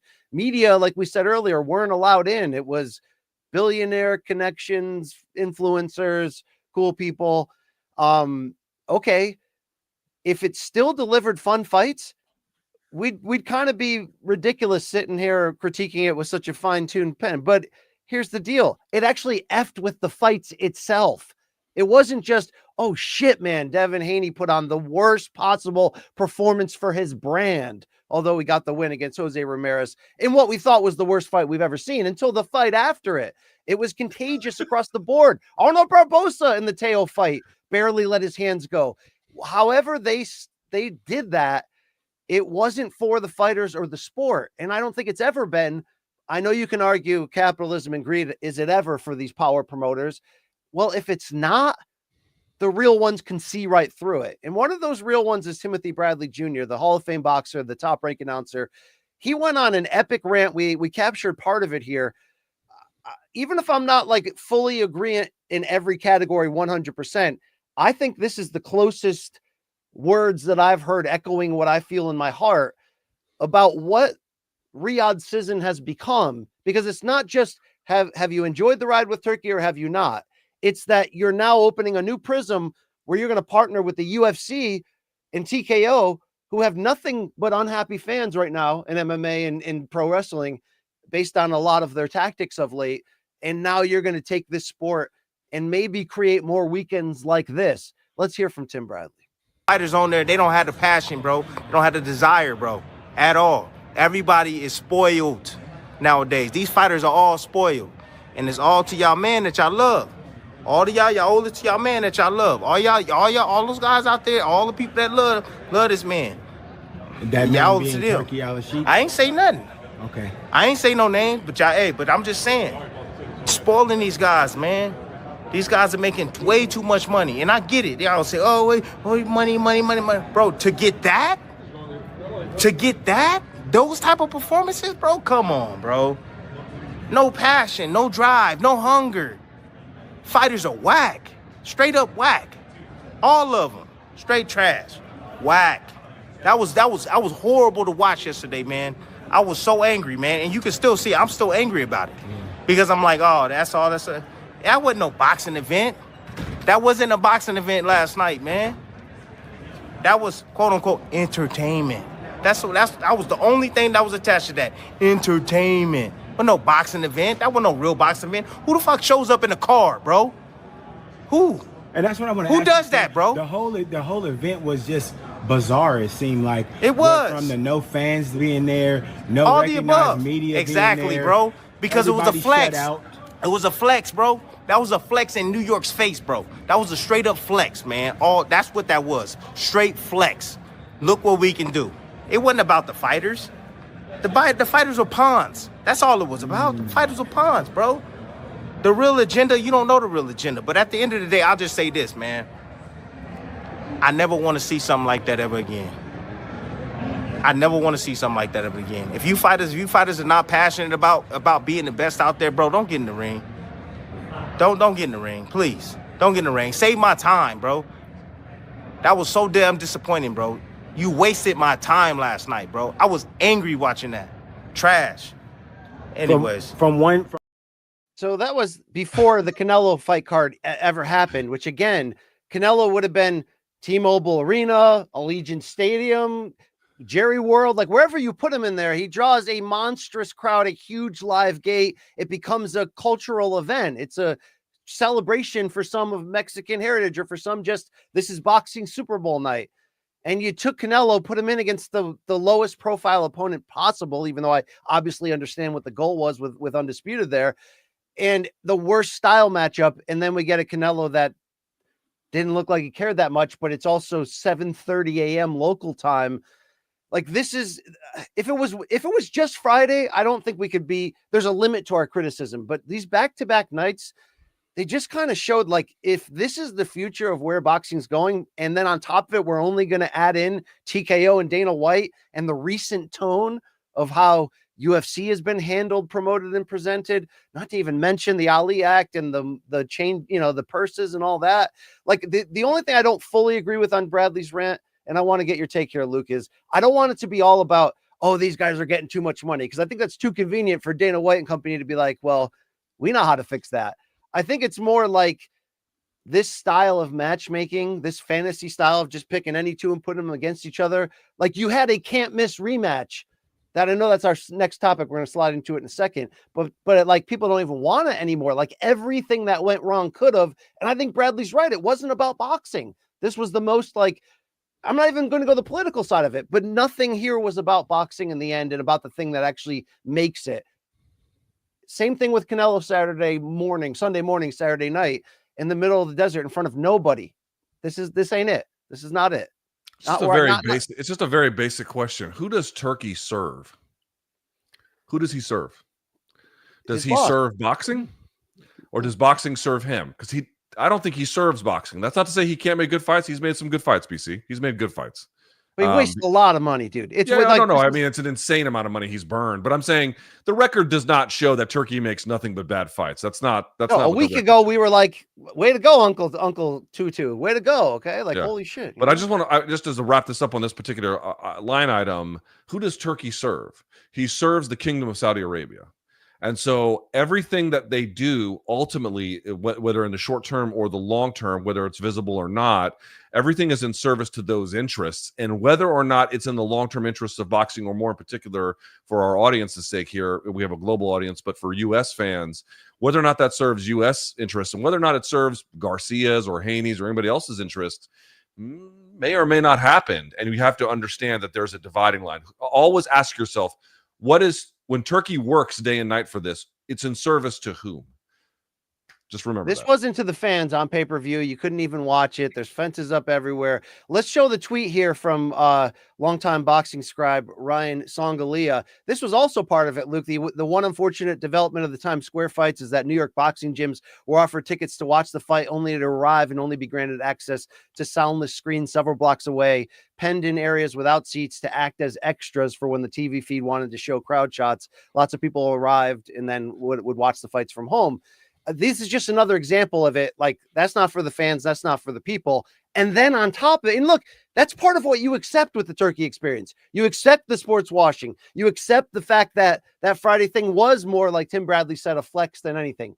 But then when you not only don't get good fights for all the effort put in, you actually get some of the worst fights we've ever seen. You just crushed and killed a rematch. You just crushed the brands of the fighters, and some of that are the fighters' fault. There's no question. But when it's all negative at once and you have the worst weekend ever, I think it's a wake-up call to boxing and go, is this actually the direction we want to go? Let's see that quick tweet from MVP, Luke, when we talk about the overall punching issues there. Amanda Serrano threw 324 punches in November of last year in the rematch with Katie Taylor. They combined Barbosa, Ryan Garcia, Devin Haney, and Canelo over the weekend combined for 319. Lopez, combined for. Luke, let's quickly talk about. By the way, those are 2-minute rounds she's fighting in. Yeah, on top of that, in 2-minute rounds. All right, let's talk about. There was good from that Friday card. Good for Rolly Romero and by extension PBC pulling a monstrous upset in the main event over Ryan Garcia. We got a quick sound from Rolly, and then we'll get Luke's take on this fight. They didn't have a fucking hotel room for me. They fucked up my gloves. They didn't give me no damn per diem, nothing. I ain't care. I kept it cool. They didn't want to fucking put no damn money in escrow, nothing. And look at this shit. They all had a fucking plan, and look at this shit. I destroyed everything they fucking had. Luke, we're going to shift to the Austrian Ryan Garcia part of that conversation in a second. But just from Rolly, you kind of hear how he was treated like the B-side, like the opponent brought in to take a big L. And we did all predict it, by the way. How good of a win is this for Rolly? Will it always come with an asterisk, or did this kind of save his top-end career here? I think this was actually a pretty big win. I mean, in the end, he drops him in what round was that? The second round, third round? Yes. Second round. Yes. So that's obviously the highlight, because the rest of that fight did kind of suck. But this is why it was important for Rolly, BC, is not just that he won or that he dropped Garcia. That's big. but it was that he fought disciplined and tactically through the duration. Like, in short, if you didn't see this fight, maybe you saw the knockdown. They didn't show highlights beyond that, but like, it was kind of boring after that. However, Rolly outboxed him. I don't know how else to say it. Rolly outboxed him. BC, I just did not think he had it in him after the loss to Tank, which was fine because he was getting overly aggressive, and Tank's an unforgiving puncher. But then like Pitbull Cruz fucked him up, and we talked about the Barroso fight, which was just a mess. I had lost total confidence in him. BC, credit to Rolly Romero. I didn't believe in him, and I'm sure many others. And it looked like obviously the promotion in this particular case had no faith in him, and that's why they booked him in the contest. Oops. He upset the apple cart, and we'll talk about this. I know whatever you want to say about Garcia's condition and whatever, the reality is it's also undeniably true that Rolly had a good answer, a well-prepared answer for Garcia's left hook. He neutralized it, and Garcia had no way to ever get back into the fight. Rolly did that to him, no debate about it. Dude, he disciplined him to not trying, to almost giving up, almost in a way that I relate to what Volk did to Jose Aldo in that fight. He almost frustrated him so bad that he dissuaded him from just, like, whatever, we'll just go, we'll walk it out and go the distance. I got to give Rolly credit for that. The defense that he committed to not leave an opening for that left hook. And then he showed you when he's at full welterweight, he's absolutely a legitimate puncher. He's also very raw and is going to be beat by many elites, but this was a breakthrough performance in those levels of maturity. It's wild that he pulled off an upset and did it by unanimous decision. It's crazy. All right, quickly before we transition into the Garcia-Haney talk, one more thing, Luke. This is kind of like state-run media now when we had the Pat McAfee pregame show on DAZN there, but check out this question with Booker T in Turkey, focusing on maybe reframing the idea of what the Ali Act is and does. You talk about the lifeblood of boxing and the lifeblood of the fighters as well. How important it is for you to actually be able to help facilitate these boxers, because I always talk about the Ali Act. The Ali Act is all about, taking care of the boxers. And now, with your help, the boxers are going to be in such better places I want than to they've tell ever you been. something. As an example, I meet yesterday all the fighters, all of them, and I say to them, win or lose, we will still do business with you. This is mean for them a lot. Yes. And to accept fight like this, now with the good money, with the good commercial, with the good place, with the good fight, he can take the risk. Before, why I take the risk? No money, my promoters doesn't support this fight, I will do normal fights and that's it. Dude, that's a lot of propaganda being pushed. The planted question to Booker T, putting it forth like you already do these great things for these fighters. And I know the changes you make to the Ali Act will only help that in the long run. Yeah, can I give you some details on that? Please. So we haven't seen any draft legislation yet, but what I've been told by folks in the know is that what TKO is looking to do is two things, BC. One, frame the idea that promoters can create their own titles as like adding more opportunity. And it's like, I don't understand how the argument is like, oh, there's too many titles in boxing, let's just add more because that's more opportunity. It's self-refuting, but obviously we know what they want to do. They want to use their titles at the expense of everyone else and then use that to help control the talent, right? That's the whole point. But what they might do on the front end of the Ali Act, aside from this Orwellian framing of it's more opportunity, is, and this is not a bad thing, they might introduce some minimum pay standards per round into the legislation, and they might introduce some legislation that improves pre-fight medical screening. And to be clear, like, nobody's against that. Nobody's against improved pre-fight medical screening and some minimum pay standards as it relates to what you get paid per round. Again, whether these make it into final draft legislation and whatnot, I don't know, but that's what I'm told that they're seeking to do. And of course, the point is obvious, BC. They're doing that as a way to, like, a spoonful of sugar helps the medicine go down, right? It's both a distraction. You're like, oh, we're creating more opportunity. We're putting more safety standards in. We're creating better pay. But that's all just a red herring because the stuff they're introducing as bare minimums don't affect their business anyway. And then more to the point, the whole game is controlling their own titles. So just be on the lookout for that as they try to manufacture consent for this. They're going to try and find ways to show that this is actually pro-fighter when don't be fooled. It quite obviously is not. Right. And if they can get it drastically changed, the biggest thing that they would want changed is the transparency that the Ali Act provides, so that when fighters get paid, they get to see how much the promoter took. They get to see a full printout of the entire breakdown of what happened. They'd love to take that away too. Don't you believe that? So I'm sure they're going to pump up ways where they'll promote that it's helping the fighters. But to see it played out like this now on these that was the Zone show that streamed live on the WWE social networks too. And, they used McAfee aggressively to kind of be their spokesman to the casuals of like, this is the new message. This is the new, it's still state-run media, but it's a hip way of presenting it, Luke. It's kind of wild. Yeah, you can't run against the Ali Act. I think, that cryptic comment that Ari Emanuel had back on Pat McAfee whenever long ago, you can't run against it, but what you can do is, we can make it better. We're going to embrace the Ali Act. That's what you can. So just be on the lookout for that kind of stuff. And I'd like to break down Teofimo's win and what he does. There's just not enough time, and rightfully so, Luke, or not rightfully so, but like justifiably so. All the headlines from these 2 days did unfortunately drown out what I thought was a return to a top-level form and a nice win by Teofimo Lopez Jr. against Arnold Barbosa Jr. But topic number 4, Luke, let's get into the Garcia-Haney side of this and the fact that the rematch now appears to be blown up after King Ryan got exposed in an absolute snoozer of a fight against Rolly Romero, which has only fueled or relitigated this whole Osterine gate. And the whole idea now of not just was Ryan Garcia on PEDs the first time when he fought Haney their last bout, but was he off of it now? And you saw the extreme difference right there. There's a sensitive topic, but it's now a very understandable one. For the record, Devin Haney is saying publicly that he still wants the rematch and he's going to push forth his contract, he says, to get it.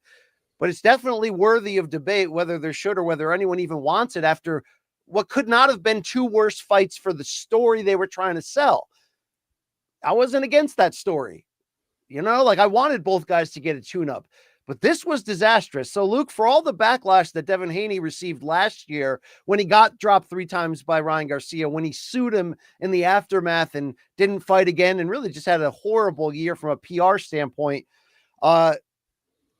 then you've got Garcia coming out with an absolutely soulless performance in his upset loss to Rolly. Did the dreadful Times Square card ultimately teach us, though, that we owe Devin Haney an apology for the narrative that came out of their fight last year being changed from an upset win to a no contest due to the drug tests?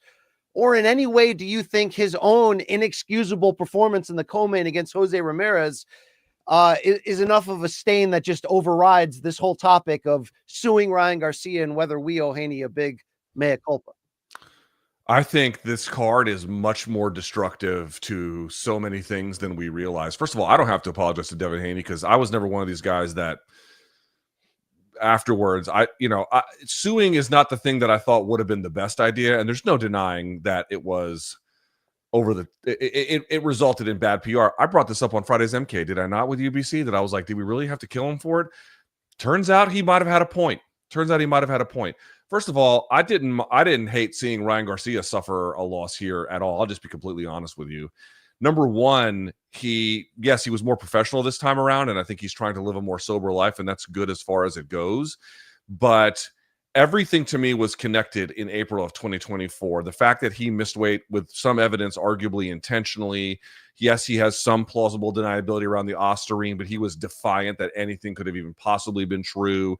And then he's getting arrested in hotel rooms. He's going on these like tours of not just a little bit of racism, BC, insane. Like I can't even like halfway even attempt to repeat it because of how insane it is. And much more than that, Muslims and gays, the whole nine, like anybody could get it. He was just spraying the block.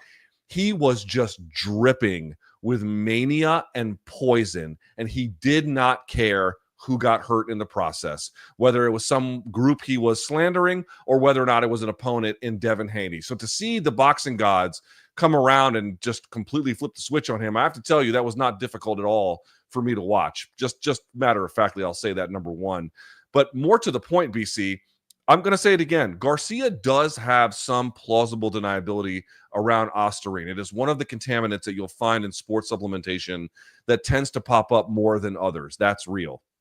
The problem is if you act like an absolutely insane drug-addled person and then you go and have I'm going to say, surprisingly good performance. I know, BC, that I'm never going to live it down that I said Haney was going to tune Ryan up like a guitar, but maybe now folks can see why I was never a big believer in Ryan Garcia. I don't think he's very good. I'm going to just say it out loud. I don't think he's very good. He was certainly good in April of 2024 when he fought Devin Haney, no question about it, but I think the overall record of evidence suggests he's not necessarily all that great. And this was something of a reminder of it. So even with these points of plausible deniability that he does have to his credit, if you're going to come out in a rebound fight where you are widely expected to look good and you look like a cheap facsimile of what the guy in April of 2024 turned in, you now at a bare minimum invite extraordinary scrutiny about what you were doing before, how Devin Haney was treated. By the way, all of the hangers-ons who thought the Ryan Garcia mania party was funny or cool or let's look the other way when he's saying outrageous things about black people, like all of those folks have gone very quiet because I think it has dawned on him that they had hitched their wagon to a guy who has, at least at that moment in time, a rancid heart to act the way that he did. Now, again, I think it looks from all indications, BC, he's trying to make positive change. It's as good as far as it goes. I hope it continues. But this is what I want to point out. That's just the Garcia fight. Haney comes back and just looks like damaged goods. A rebound can take time. It doesn't necessarily happen in one fight. That's true for Garcia, and that's going to be true for Haney. Let's see how things go. But he looked like he was just, I'm not going to hang on for survival, but not willing to take a bunch of risk. BC, not only was this event bad for boxing broadly and then bad for Garcia and to an extent Haney's stock, it destroys the whole Four Kings narrative of this era, the Four Princes era, completely. It's gone. It doesn't exist anymore. Part of it. Now, obviously, we have to remember that this is boxing. You're only as good as your last performance, and the narrative changes so quickly. And Ryan just showed that, because I think the biggest story takeaway for me is that he's now fooled me twice, and that's going to be the last time he fools me, meaning he fooled me to believe he wasn't even fit to step through those ropes against Haney mentally, and part of it was him fooling us. Obviously, he also was going through a lot and was batshit crazy and on ostarine and on self-admittedly a lot of other crazy things at the time. So, but he fooled me again this time to believe that some of what happened in April inside the ring was also some of his natural maturity, and physically and also mentally added with what he went through last year. And a lot of it self-imposed for sure. And I'm not apologizing for that, but he was also going through a lot of life trauma. So I thought he was going to come out of that from the divorce, his mom's cancer scare, all of that, and almost losing his kids in that arrest, to being dedicated in training. The videos look good. His comments said a lot about him coming in, his confidence. But then to see this performance, you're right, Luke, it brings back all the old stereotypes and scares and thoughts we had, where we, yes, gave him credit for getting up off the deck against Luke Campbell and knocking him out and gutting out a win that is still screams to be his strongest on his resume, short of Haney, right? But he's a roller coaster since then. And he was great against Haney, but I can no longer, believe that, like, it seems we see that there's a mythical creature. Just like 2013 TRT Belfort, there was April of 24 Ostarine Garcia. Like that's just, and I'm not saying, Luke, here's the problem. It's like, I care about Ryan as a person in terms of, I don't want to see, even with all the crap he's pulled, his life go into turmoil. But you're almost got to ask yourself in a sick, twisted boxing way, does that produce the best version of him? You know what I mean? And how is he going to mentally rebound from this? It felt like he was fighting back tears, but this was an awful performance. Here's Ryan at the press conference afterwards. It's going to be interesting to see. I mean, his life has felt like a reality show, but I certainly wish him well in dealing with this loss, and hopefully in a way it can re-spark him. But I don't know after hearing this. Just even in the start of the fight, it just didn't feel like my feet were under me. Like like I had anything. Very off after the year layoff. I'm extremely disappointed in the way I fought. It felt like a sparring match, and it felt like it just didn't feel authentic to me. But you know, no excuses. Didn't feel there at all. One of those things where I was like, man, I don't know what's going on. Nothing was clicking. Like, once you step in the ring, everything fades away. This time I went into the ring and I could hear fucking everybody, Shakur, Richardson, everybody like just screaming stuff. I don't know why I didn't zone it out. It was weird. Like, it just felt like a weird fever dream just happened. It was just so awkward. Like, I don't know why. Like, usually fights don't feel that way. It just feels like you're in it and you're fighting. You don't hear nobody, nothing. So yeah, that was a little different. I got to figure it out up here. You'll see that aggression come out. I just didn't have that. Didn't have that aggression to go kill. You know, you got to have that in the ring. Luke, it was like Rose in the Esparza title rematch. It just didn't make sense. There was a disconnect. I think it's everything at once. It's the fact that the Times Square card was weird for the fighters. It's the fact that he got knocked down and disciplined in round 2. But you have to agree, the most disappointing part of this was that when that fight got difficult, he had nothing. He had no adjustment. So it fuels all of those things we were saying, that maybe he never was. And maybe that was a mythical creature we saw a year ago in the midst of some crazy life turmoil, that some of that he certainly brought on himself. We can't fully write it off, and I'm not going to fully write it off. And I'm glad you brought the point. Like, if he keeps doing the healing that I think he needs to do, because I don't think he's even close to being done, these are all good things. I'm not against that. But, like, you know, what was the penalty he suffered aside from time off for all the things that he did? Not much. I mean, he lost his purse. Okay, there was a financial penalty, but in the end, not a whole lot. I'm sure he made a sick amount of money for this one. I also think, though, and I said it earlier, it's just worth reiterating, for Haney and Garcia, that time off, it did him some good in some senses, but competitively, it didn't make him their best. Also, he brings it up, that weird, that event just did not work in terms of getting the best from boxers. Now, some were able to plug in. Teofimo was able to plug in, or lock, whatever the kids say, lock in. He was able to do all that. Romero was able to do it. So it's not exactly an excuse, but at the same time, is that the best way to get people to give their best broadly? Maybe not, right? Maybe that wasn't the best way to do it, even if, again, from a permit standpoint, that's where they ended up. But it seems to me like the Four Princess thing just got set ablaze. Right now, I can't defend it. Yeah, I can't defend it. Whether they make it back is up to them, bro. And it's only, look, the narrative, like I said, completely changes. If Tank comes back and, let's say, he knocks out Lamar Roach viciously, you're like, oh shit, that, was a blip on the radar. Ryan's had a lot of blips. I'm no longer going to believe that he's going in the right direction until he's going to show us in the ring. But Haney, on the flip side, Luke, obviously a completely dominant win over Ramirez. But here's my question to you. And both are bad. Did Haney sabotage this fight under the premise of, I've already signed the contract for the Garcia rematch, so why am I going to risk anything bad happening? And oh, by the way, F you to boxing, to Ryan Garcia, for me getting screwed with what happened last year and all this bad PR. I'm not going to entertain you. I'm going to get the win and then get that rematch.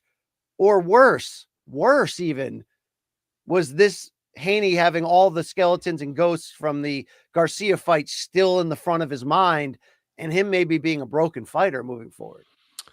It seemed to me that the ghosts of April 20th, 2024 were haunting them both. Different reasons, but they were haunting them both. Now, again, I'm going to say it. Maybe in another fight, Haney looks better. You're like, oh, all right. Well, maybe the last one wasn't the end all be all. We have to keep that in mind, and we will. And to the point you raised, this was a guy whose character has been assassinated for the last year for the crime of fighting a guy who plausibly took performance-enhancing drugs and plausibly missed weight on purpose. I mean, can you fucking believe the upside down? It was just, this is like Ryan Garcia's moment in time last year was like the ultimate moment of vice signaling, right? And no one likes a virtue signaler, but I got to tell you, if the choice is between that and a vice signaler, I'll take the virtue one every single time. And you see the consequences, this upside down moral, decay that gets shown, where the guy who was clearly the victim in this case, or at least, again, has a plausible claim to be the victim, was treated as some kind of, nasty, sore loser. And I that's not even to say that I endorse the lawsuit. It's just to say, did we have to beat him up over it? I don't know. So all of that, BC, was that still circulating in this guy's mind? I just feel like the most logical explanation is ring rust, and he was saving himself for the Garcia fight down the road. But to the point you raised, BC, did he pump any life into that? If anything, they let the air out of the balloon on that. I know. one. I mean, like, obviously they could do this in Saudi anytime they want. Who cares if there's a crowd? Like, but these are fights that belong in arenas with real boxing fans. And I think that's also part of the larger, bigger picture look. You know, Friday didn't have any boxing fans, really. It was like billionaires and influencers and elite friends. And Saturday, I did see that small swath, a couple thousand, it seemed, of Canelo fans pro Mexico that were there. And they did kind of make a small impact in that tiny arena. But there's no atmosphere at those fights, to the point that they've now moved even the big fights to that small 6,000 foot, or 6,000 seat arena. So yeah, in hindsight, we could say, damn, Turkey, you should have done that at Yankee Stadium or MSG or whatever. But it needs to be in front of fans that matters. That atmosphere at Brooklyn last year was a big part of why that fight was so wild and crazy. Like the whole week it was wild. I think you got to pump some life into this first. It's dead. It feels dead. Let's show that video of Ryan in the, everybody had to go to the ambulance afterwards to be checked on these fights. And a lot of people are dunking on the emotions he's showing. I mean, I'm never going to do that because these guys are competitors. But Luke, you can take away almost nothing positive from the Ryan Garcia experience on Friday night. I hope he doesn't fly off the deep end, but to not think anymore of the steroid connection, you can't. We can't be naive. How can you talk about April of 2024 now without it? Yeah, not possible. And damn, I mean, he just looked like a broken fighter. Let's hear from Rolly, who took an unnecessary shot at him. But let's give Rolly the victory lap he deserves. Is a tremendous fighter. He's a tremendous fighter. The only people he cannot beat happens to be myself, Gervonta Davis, and depression. So, all right. We're doing mental health jokes now. Why did he steal the windshield off of his own car to put it on his face? I don't know the answer to that. Dude, he was so humble afterwards. He didn't really like dunk on anybody. It's like we're talking about guys who suffered losses and like, what it means. And we have to be honest. We wrote off Rolly. I know I did. I wrote off Rolly. But truly, when you've got guys with some ability, it's all how they take it. Unless they take a really, really, really, really bad beating. But in general, it is how they take it. Rolly took it as a way to get better. It changed him, I think, for the better. We shall see what it does for Ryan or Bo Nickal or whoever. Well, let's bring in an expert. Future Hall of Famer Nonito Donaire was the first boxer ever to sign up for 24/7 volunteer testing with VADA. Here's his take on Osterine and what happened to Ryan Garcia. Talk about Garcia's performance last night and people wondering, off the Osterine, is that why he wasn't what he was a year ago? And what do you make of it, Nonito? Do I say this like Chappelle? Osterine's a hell of a drug. No, maybe that could be a part of it. I mean, I've never done it, but it showed the difference of the fight. But I think the difference too was that Haney and Rolly are two different fighters. Rolly's very awkward, but he has that what they call retarded power. That's what they say, quote unquote. Retard strength. Retard strength, whatever. One of those. And you love Rolly, and you're saying this, yeah. Right. Yeah. So he just cracks. That's the thing is that when he dropped Ryan, he dropped him and made him think otherwise. With Devin wasn't that kind of fighter, and so it was more of Ryan to feel comfortable to throw the punch with the punch. But with Rolly, he didn't want to play that game. Would you like to see Rolly? I mean, he got outside of the comments there from Nonito, which were here we are again in combat sports. We got to get Nonito Donaire and Craig Jones together to talk about what they think makes success in athletics. Yes. It's wild. But look, Osterine was a factor, but so was the second Ryan got dropped. He didn't know how to adjust. He didn't know what to do. That was a problem. We didn't have that problem in April. Now he also didn't get dropped, but last April he just was a man possessed. I hope he can find that eye of the tiger again without falling off the deep end. Luke, I'm going to skip the Shannon Brigson and Ryan Garcia to hell, but let's close here on our topics before we get into some Shiat with Canelo Alvarez. He went from the snoozer with William School, really one of the worst fights of all time, to moments later getting pushed into a face-off with Terrence Bud Crawford, and here we are. So he went from the lowest punches attempted by a single fighter and a total fight in 12-round history. He also said, I hate fighting these type of fighters in the post-fight interview. Although Big Red, David Benavidez is available. Yeah, I mean, he ain't balls going on nowhere. him. I mean, come on, don't be a bitch. But okay, Luke, here's the real question. Then they announced the fight.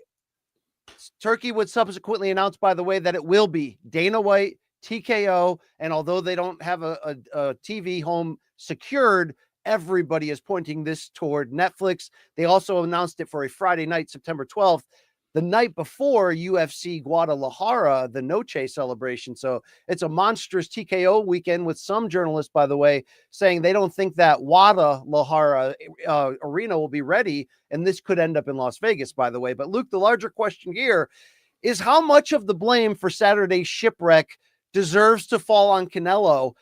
And very specifically, what does Canelo's performance here say about his chances against Terrence Crawford, and whether this changes at all as we point to September?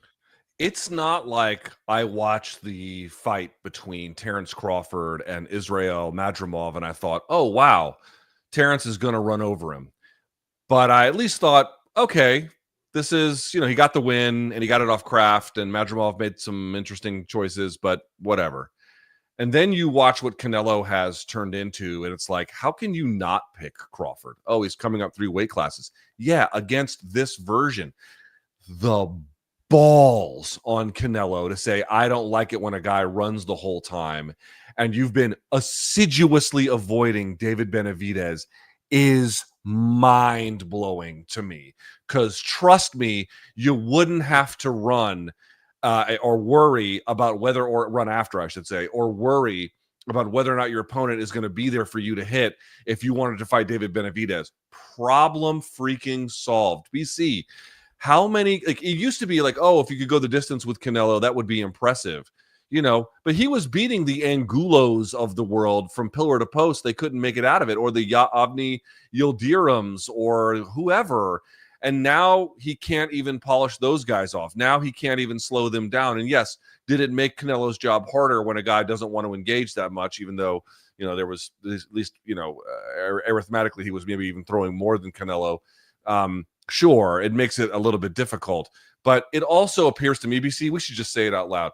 Again, I'm so glad we got to cover Canelo when he was chasing down Caleb Plant in the 11th round in Las Vegas to crown himself as the king of boxing, and certainly that 168 division. That was thrilling, right? That was just a highlight, really, of one of my combat sports covering moments, certainly inside of boxing. But since then, it's just been something different. He is completely phoning it in, dude. He's phoning it in. You know what the old Canelo would have done there, because he did it against Erislandy Lara in a similar fight. He chased him down and made sure that even though to this day I scored that fight for Lara, a lot of people did. But if you did it by 1 round. It was that close. Yes. But he put in the effort to chase him down. He was a younger man, but this one he almost punted. Like I'm going to do enough to have an argument. He punted on doing this in front of his fans. He punted on trying to maximize this opportunity for, people's entertainment, which, is not his job. But when the guy is like that clearly much, like, as bad as Canelo looks, like School looked like infinitely worse.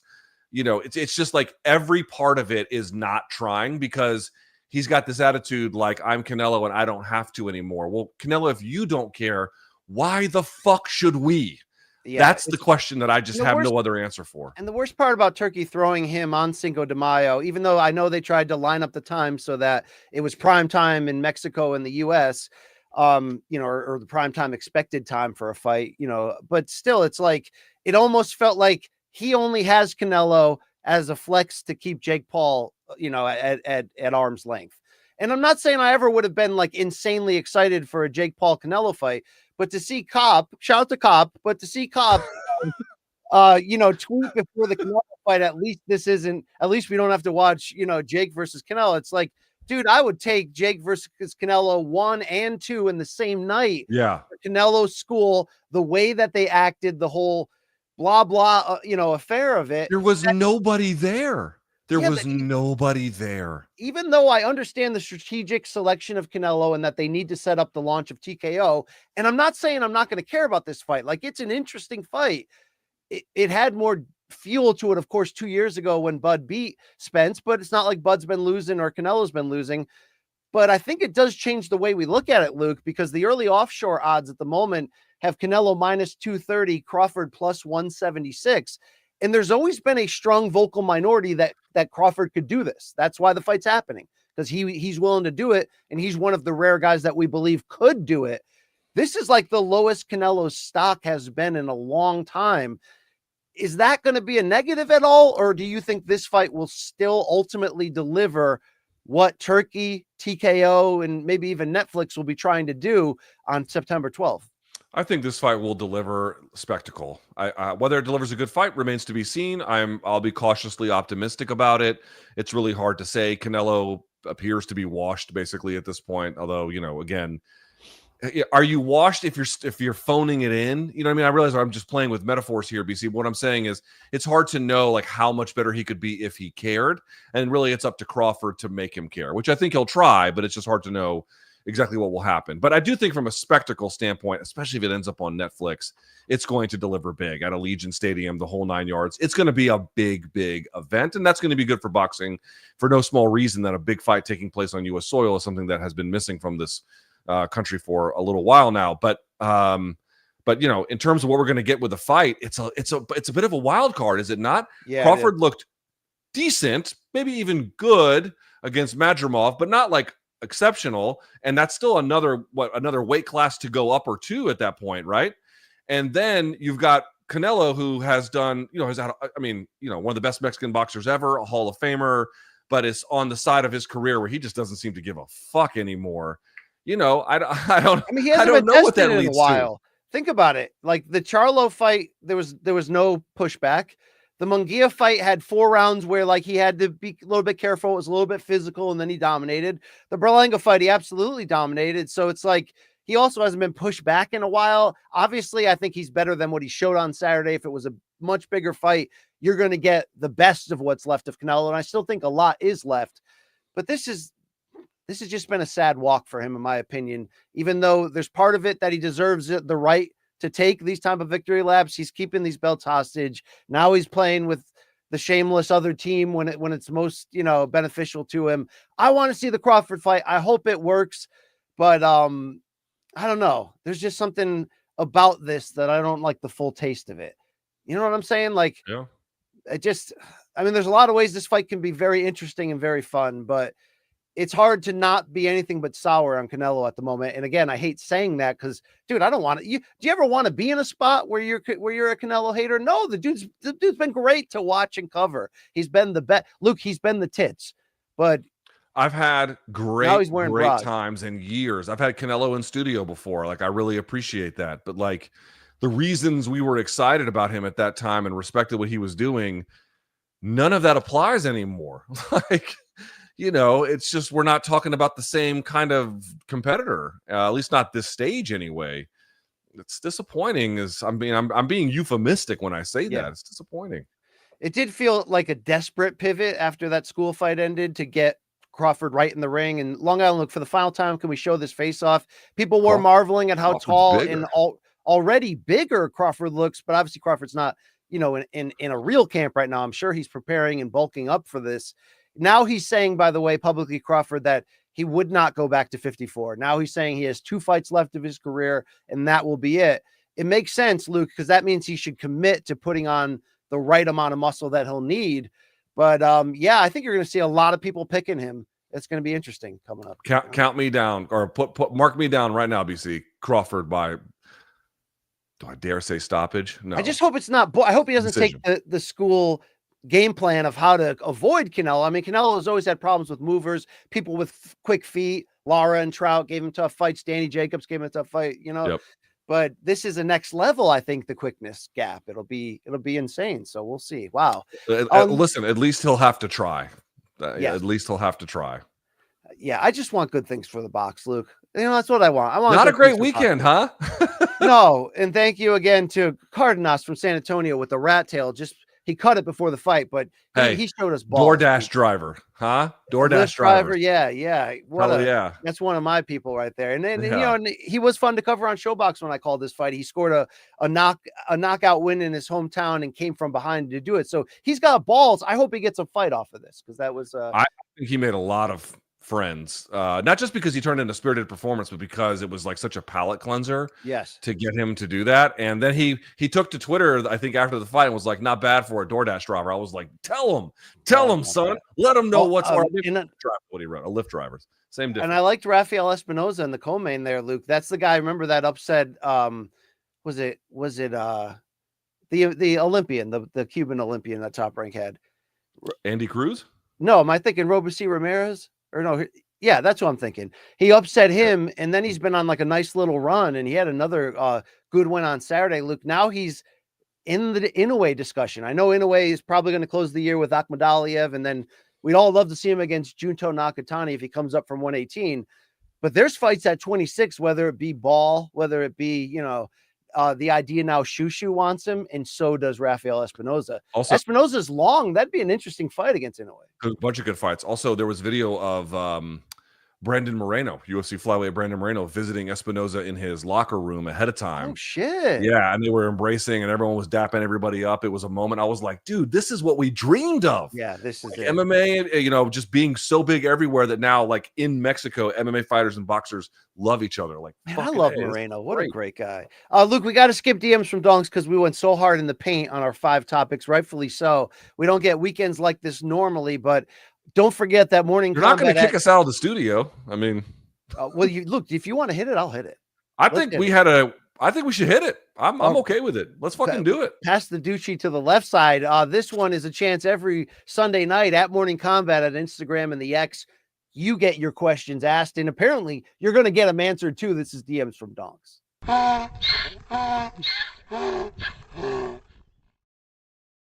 Oh, okay. Maybe I should. Okay, I now regret doing it. Yeah.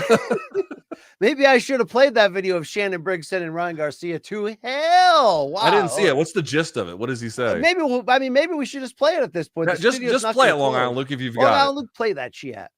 Your boy, what's his name? Garcia? Retire. Retire. Worst fighter ever. Garcia, the worst fighter in boxing history. Because he shagged everybody with a jab and a check hook. You know what I'm saying? He got good fundamentals, like some shit is decent. He got to keep his hands up and all that. But he ain't no fighter, yo. All that drama shit he be doing, all that racist shit he be doing, and then to come back and fight like that. You lost to Rolly. Rolly not even a... Yo, man. Boxing is crazy. Boxing is crazy right now. If those are superstars, then what? If that's what we got to, man, listen, champ. I was right there ringside for all the fights. I watched them all, and I was like, damn. You know what I'm saying? Horrible, champ. They should all retire. Dead ass. Wow. I mean, look, it does feel like a real hangover right now from the weekend. Like Garcia had it coming.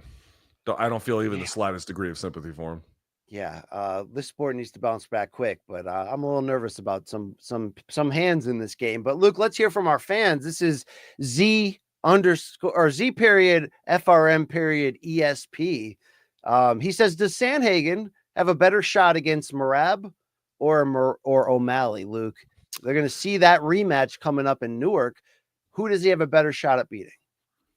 I think he has a more simplified task. That's not to say an easier time.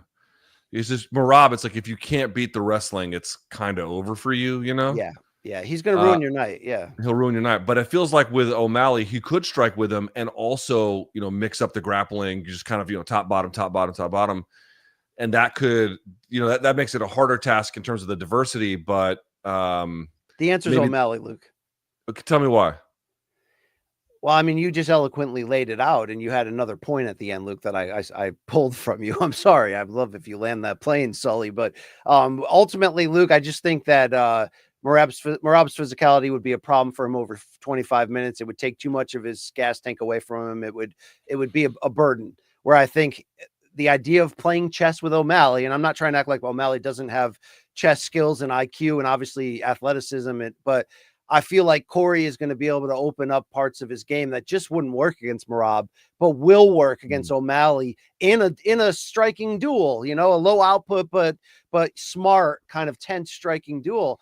But I think Corey's thinking, man, I'll win that battle. And I got the advantages on the ground. So, I'm thinking Long Island, Luke, what would be the odds right now? O'Malley, Sandhagen right freaking now. Set the MK odds. O'Malley, Sandhagen. I'm going Sandhagen minus 175. Exactly. O'Malley plus 150. Exactly. Yeah. There it is. We need to open our own book. We can sell shitcoin. One last thing, what might be interesting is there so many times you saw Corey invert in this fight, either backside 50-50 or other stuff. One kind of interesting thing is like maybe they not invite the takedown, but rather than just trying to be like, oh, we got to fight the takedown from Merab. Maybe it's like, all right, fight the takedown, but if it doesn't work, leg entanglement and see what you can do with that. And I wonder what that might do. It's very interesting. Luke, before we hit the second question, did you see that for UFC 315, because it's in Canada and Montreal, Joe Rogan is out. He said he will never call a fight in Canada. He's going to live up to it. Dom Cruz taking the chair. I'm like, hell yeah. Yeah, I would have preferred. No, I'll take Cruz. Take it. Dude, I'm telling you that the best trio, it's like what I say about peanut butter and cheese. You can't knock it until you try it. The best trio on pay-per-views. Cheese? Try it. Just try it. It'll change your life. Damn, bro. Did you find that out in prison? How the fuck did you come to that decision? No, I found that out in a factory town when I was a kid. But Luke, let me tell you that the Anik DC Cruz trio, in reality, folks, you need to realize this is the best combo. It is. It's the best trio. All right. I just want to point out, I've had MREs when I was in the military that had cheese and peanut butter in them. Yeah. I've eaten some nub ass ways, but I never mixed them, dude. Okay. Well, I mean, I think you're going to find out, Luke, just like you found out about BBLs. You went, you're like, I gotta, yeah. Wow, here it is. Hey, this one's from XAL_9009. Is it just me, or is Paul Felder and Laura Senko the best commentary combination?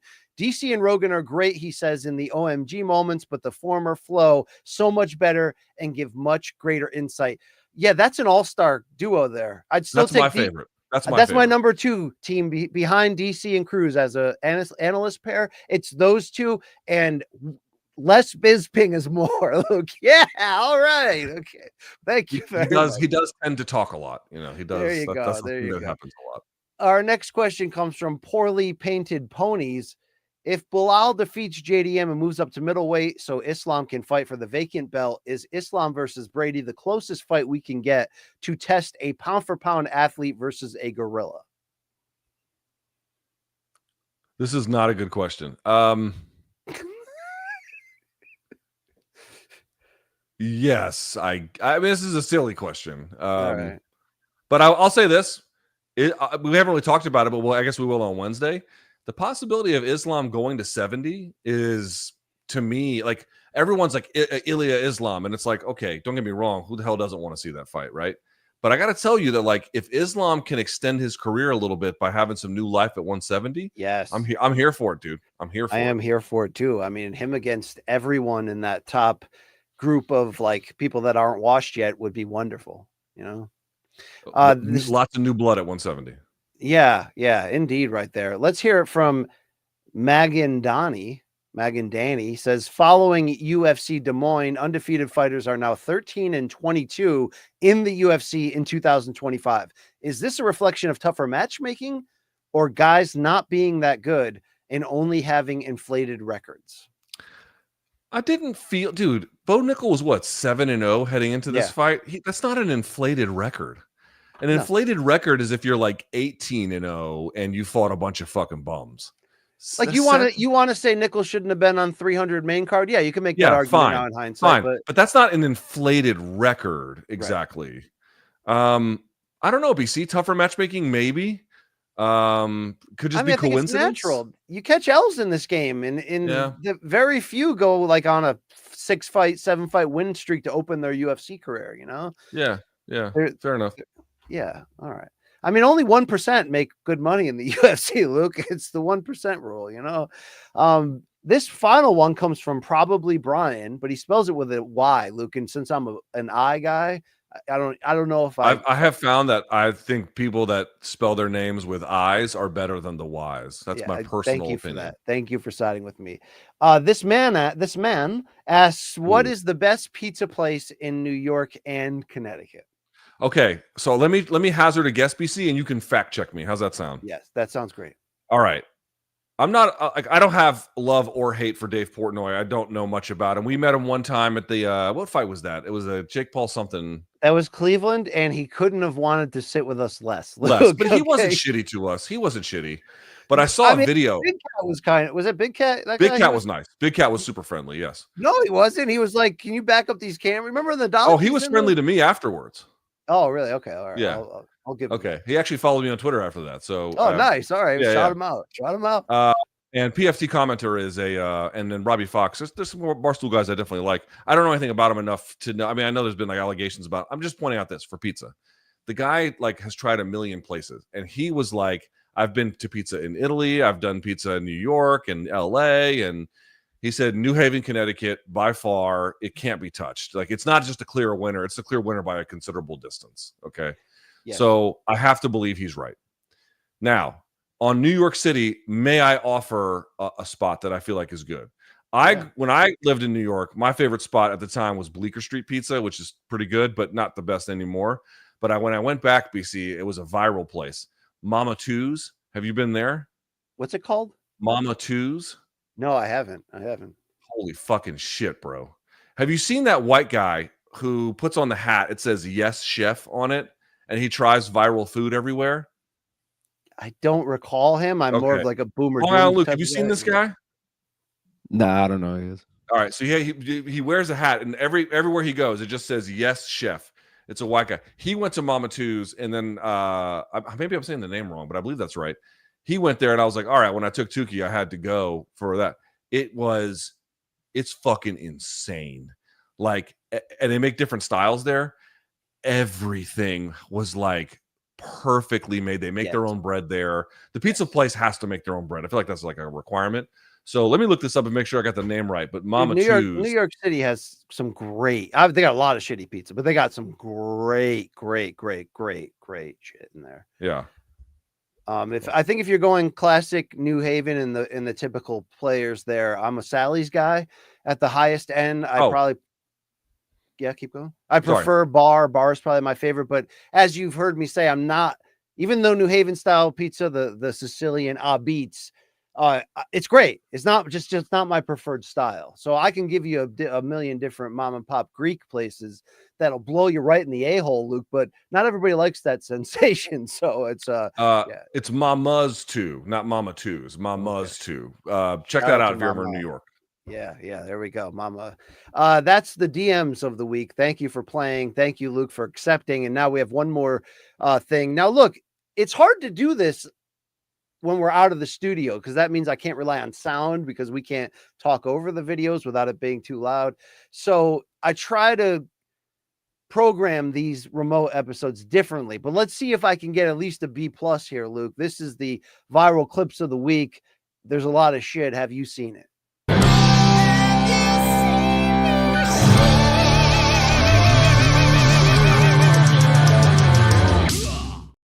Luke, Ryzen took over Japan over the weekend and had a big MMA and UFC influence there. We got Alex Pereira addressing the crowd. We got Mark Coleman banging the drums on stage, and we got Yuri Prochazka in a damn diaper. Luke, your thoughts? God bless this man. God, dude, dude, if you don't have a jacked weirdo in MMA, you don't know what you're missing. Like, first of all, I love that Yuri like fixed his style a little bit, so now he's like I would argue as good as he's ever been, and probably the best he's ever been. But he didn't let go of his weirdness. He kept it. That is exactly what we wanted. We wanted to keep the weirdo, just tighten up the defense. We have reached peak Yuri Prochazka. I'm here for it. You know, they have that saying, keep Austin weird, Luke. That's right. You know, keep and now Yuri weird. Dude, all the comedians are moving there, Luke. Would you ever move to Austin? I'd rather get shot in the face with liquid Ebola than move to Austin, Texas. Okay, all right, here you go.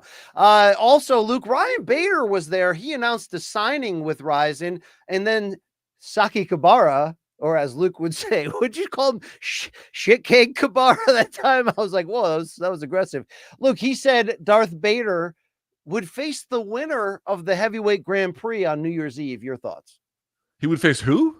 The winner of the Ryzen heavyweight Grand Prix. And the fight would take place on New Year's Eve. I tell you what, Ryan Bader has managed to have a pretty long career and a pretty good one. I don't know if I have super interest in that fight, but anything that keeps Ryzen on good terms and is good for the fighters, I'm here for. Okay. Are you here for big fails on the MLB diamond, Luke? Let's go to your. Damn, I am. Here's your Washington Nationals during a little bit of a rain scare.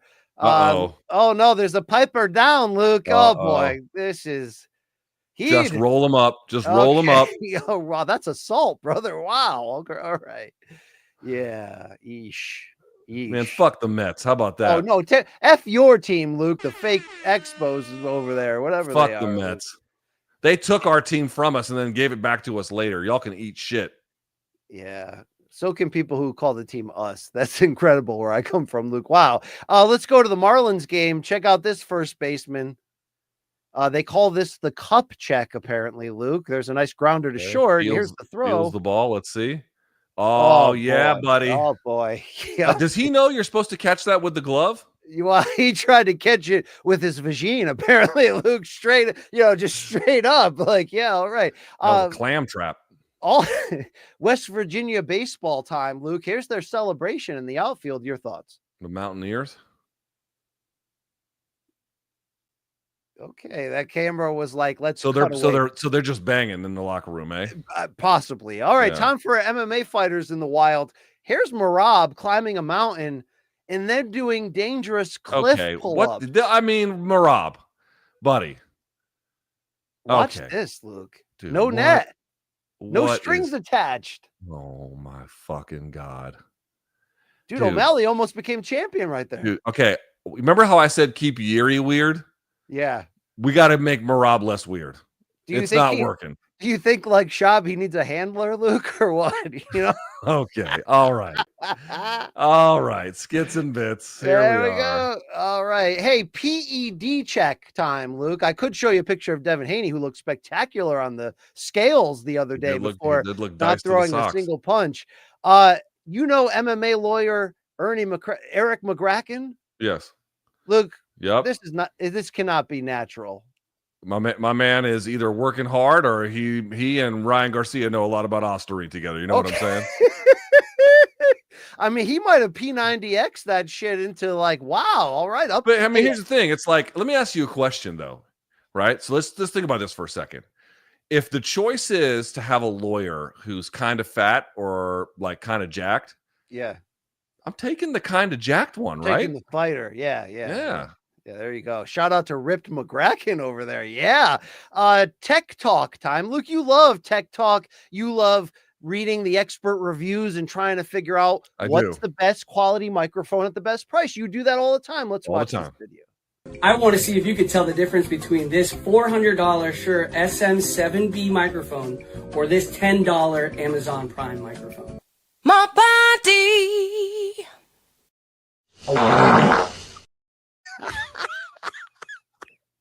By the way, this is the Shure SM7B right here. So I don't know which one it was, but it's the better microphone. Luke used to text me verbal recordings of farts. Used to? I have it saved. All right. Hold on. No, hang on. I got one. Ready? Let's see. I don't know which one it is. Let's see. You record your whole family, Luke? Hang on. Oh God, that was gnarly. Okay, all right. Hey, moving on now, Luke. There's got this I'm 45 years old. Well, Luke, tell me if you've ever tried this, or would you try this? Okay. Yep. I mean, it's cost effective. Oh, okay. Kill them all. Kill them all. Luke, your fight of the week comes from this badminton game. Watch this. Oh, dude, they're fucking throwing hands in this game. Oh, they're getting after it. Look at this. Yep. One is that Devin Haney and Jose Ramirez? Oh, how dare you! Wow, that is too soon. Yeah, they just threw some shit. Look at this. This is actually better than Devin Haney versus Jose Ramirez. I hope Jay Aaron gets. I hope Jay Aaron gets laid out at like a dude. Yeah, that's pretty what? legit. Do we know what precipitated that? No, but it's great. Just pure, hopefully Austrian, Luke, to be fair. Let's go to, you ever see someone rage out at the pool table? Oh, yeah.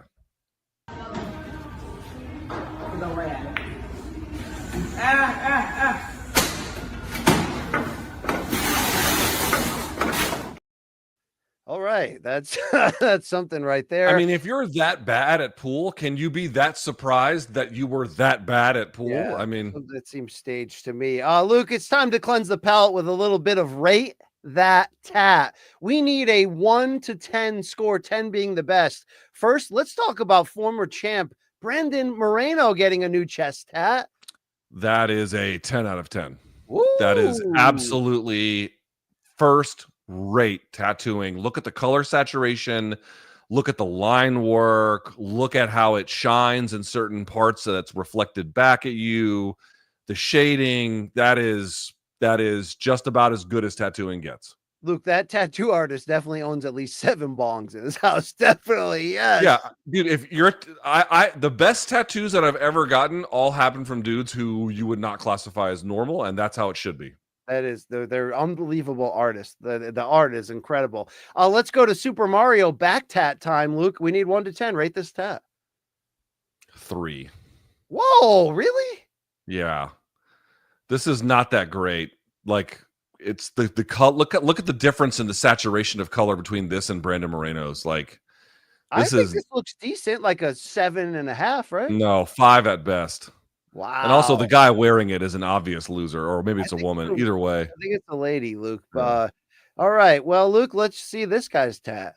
I've got the word MILF tattooed under my eye. Even when I'm crying, the MILF still get wet. I thought that was quite smart. I mean, he has a point, Luke, but that's a 0.0. that's the kind of guy that. No, you know what? I'm gonna let it go. Okay. I'm gonna let it go. Well, Luke, rate this final tat 1 to 10, please. Okay. I tell you what, it's nice to see Reggie Jackson, huh? That's what I'm talking about. For life, Luke. For life on that. Dude, he got a cat's butthole over his belly. That you know that motherfucker is going to die via Darwin Award at some point soon. Probably, but that's great. Luke, there was a weird moment on a Shannon Sharp podcast the other day that did not involve females. Luckily, Luke, but listen to this. I only heard from 2 teams. Guess what the 2 teams that called me, Ocho, say, what's your phone number? Where you going to be? Who that? Shut the fuck up. Next door. Cincinnati Bengals was one. Did you see Joe Johnson's face, dude? He was like, maybe it was caused by a woman. Look, who knows? But Shannon Sharp going through some turmoil these days. Yeah. Once again, it's like, I don't understand why these guys who have loads of money keep working. No need for it. Just fucking stay home. Luke, let's go to the soccer pitch, see if we can induct this referee into the Combat Hall of Fame. Watch him intercept a fan. Oh! Some sweet chin music from HBK. Bro, with the studs up too, right? Damn. Oh, he's like, you want some too, bitch? Oh, shit. This guy is bout it. Yo, from now on, that's Chewbacca. That's what we're going to call him. Yeah. He was ready for action, son. Luke, let's go to the amateur wrestling mat. Here is your judo hip toss of the week. I mean, it's Greco, it looks like. All right. Oh. Yeah, a little elder abuse to sprinkle on top of that one. Let's go over to NASCAR, Luke. This man, they put 15 seconds of fame on him, and he took his moment. Luke, watch this Steve Austin tribute. You know what? I'll accept it. I I'll kind of accept respect it. One more I'll time accept on it. that, Nocita. I mean, look, you get one chance. You got to go for it. Look at this. Boom. And then he just squeezes. And the beers have koozies on them too. Oh, yeah, that's great stuff. That is. Buddy, top if you've shelf. never done NASCAR tailgating, you've never done tailgating. I don't give a fuck what anybody tells you. Well, Luke, when you were young before cell phones, did you ever back up an 18-wheeler to a river and take turns jumping in it? No. Well, these people did. Watch this. This is, Buddy, this is just good. This is just good redneck fun right here. Yeah, but they're also very inclusive and welcoming, Luke. Okay. They couldn't give him a bigger push. You know what I mean? Luke, you remember when Hawk Tua changed the world, right? Yeah. Well, things are escalating. What's a moving bet that drives men crazy every time? I feel like no, you gotta give him that. No, okay. Okay, that's You gotta warm it up like it's a fire. You gotta warm it up to a fire, and you gotta go. Whoa! Don't. You gotta take it like it's a rattlesnake, and you gotta bite its head. Give me the mic. You gotta go. Give me the mic. No. Give me the You gotta take it. You gotta go. That sounded like the last metal song I listened to. I think that's called Chomp Tua. All right. Luke, watch this next video and watch the strength of this stool on the bottom left here. All right. You see they're pointing at it? Oh, that thing's about to get tested. Oh! Oh, wow. You know, didn't it look like Turkey wanted to do that to Canelo in school when he got up on the ring apron twice? Yeah, but if you're so fat that public infrastructure breaks under you, it's time to go see the doctor. Okay. Yeah, that's not a good development in your life, by the way. All right, we got two more for you, Luke. You sent me this one. Anything can happen on a New York City subway. Watch the far door in the background there. Yeah, she's just peeing. Oh, really? I didn't even. Okay, that's she was squatting. The cop in a squat. He said, "There's her underwear." Oh my God. Okay. And you know what? It's she had the decency to stand between the cars, BC. That's how you know she cared. Okay. You know what I'm saying? Luke, you ever wonder if this is our final video, if you were ever in panic, whether you would really let out one of those deep, passionate screams, like what it would sound like?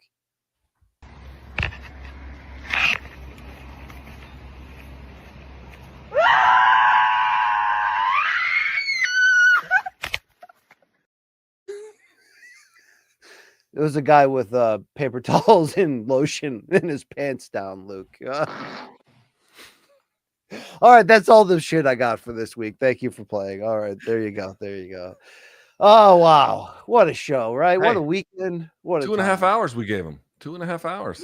We just, we put the fist in, then we turned it and locked it up. Hey, reminder, folks, morningkombat@gmail.com. That's how you reach the show. Only if you reach out to Mikey in a clean way, all right?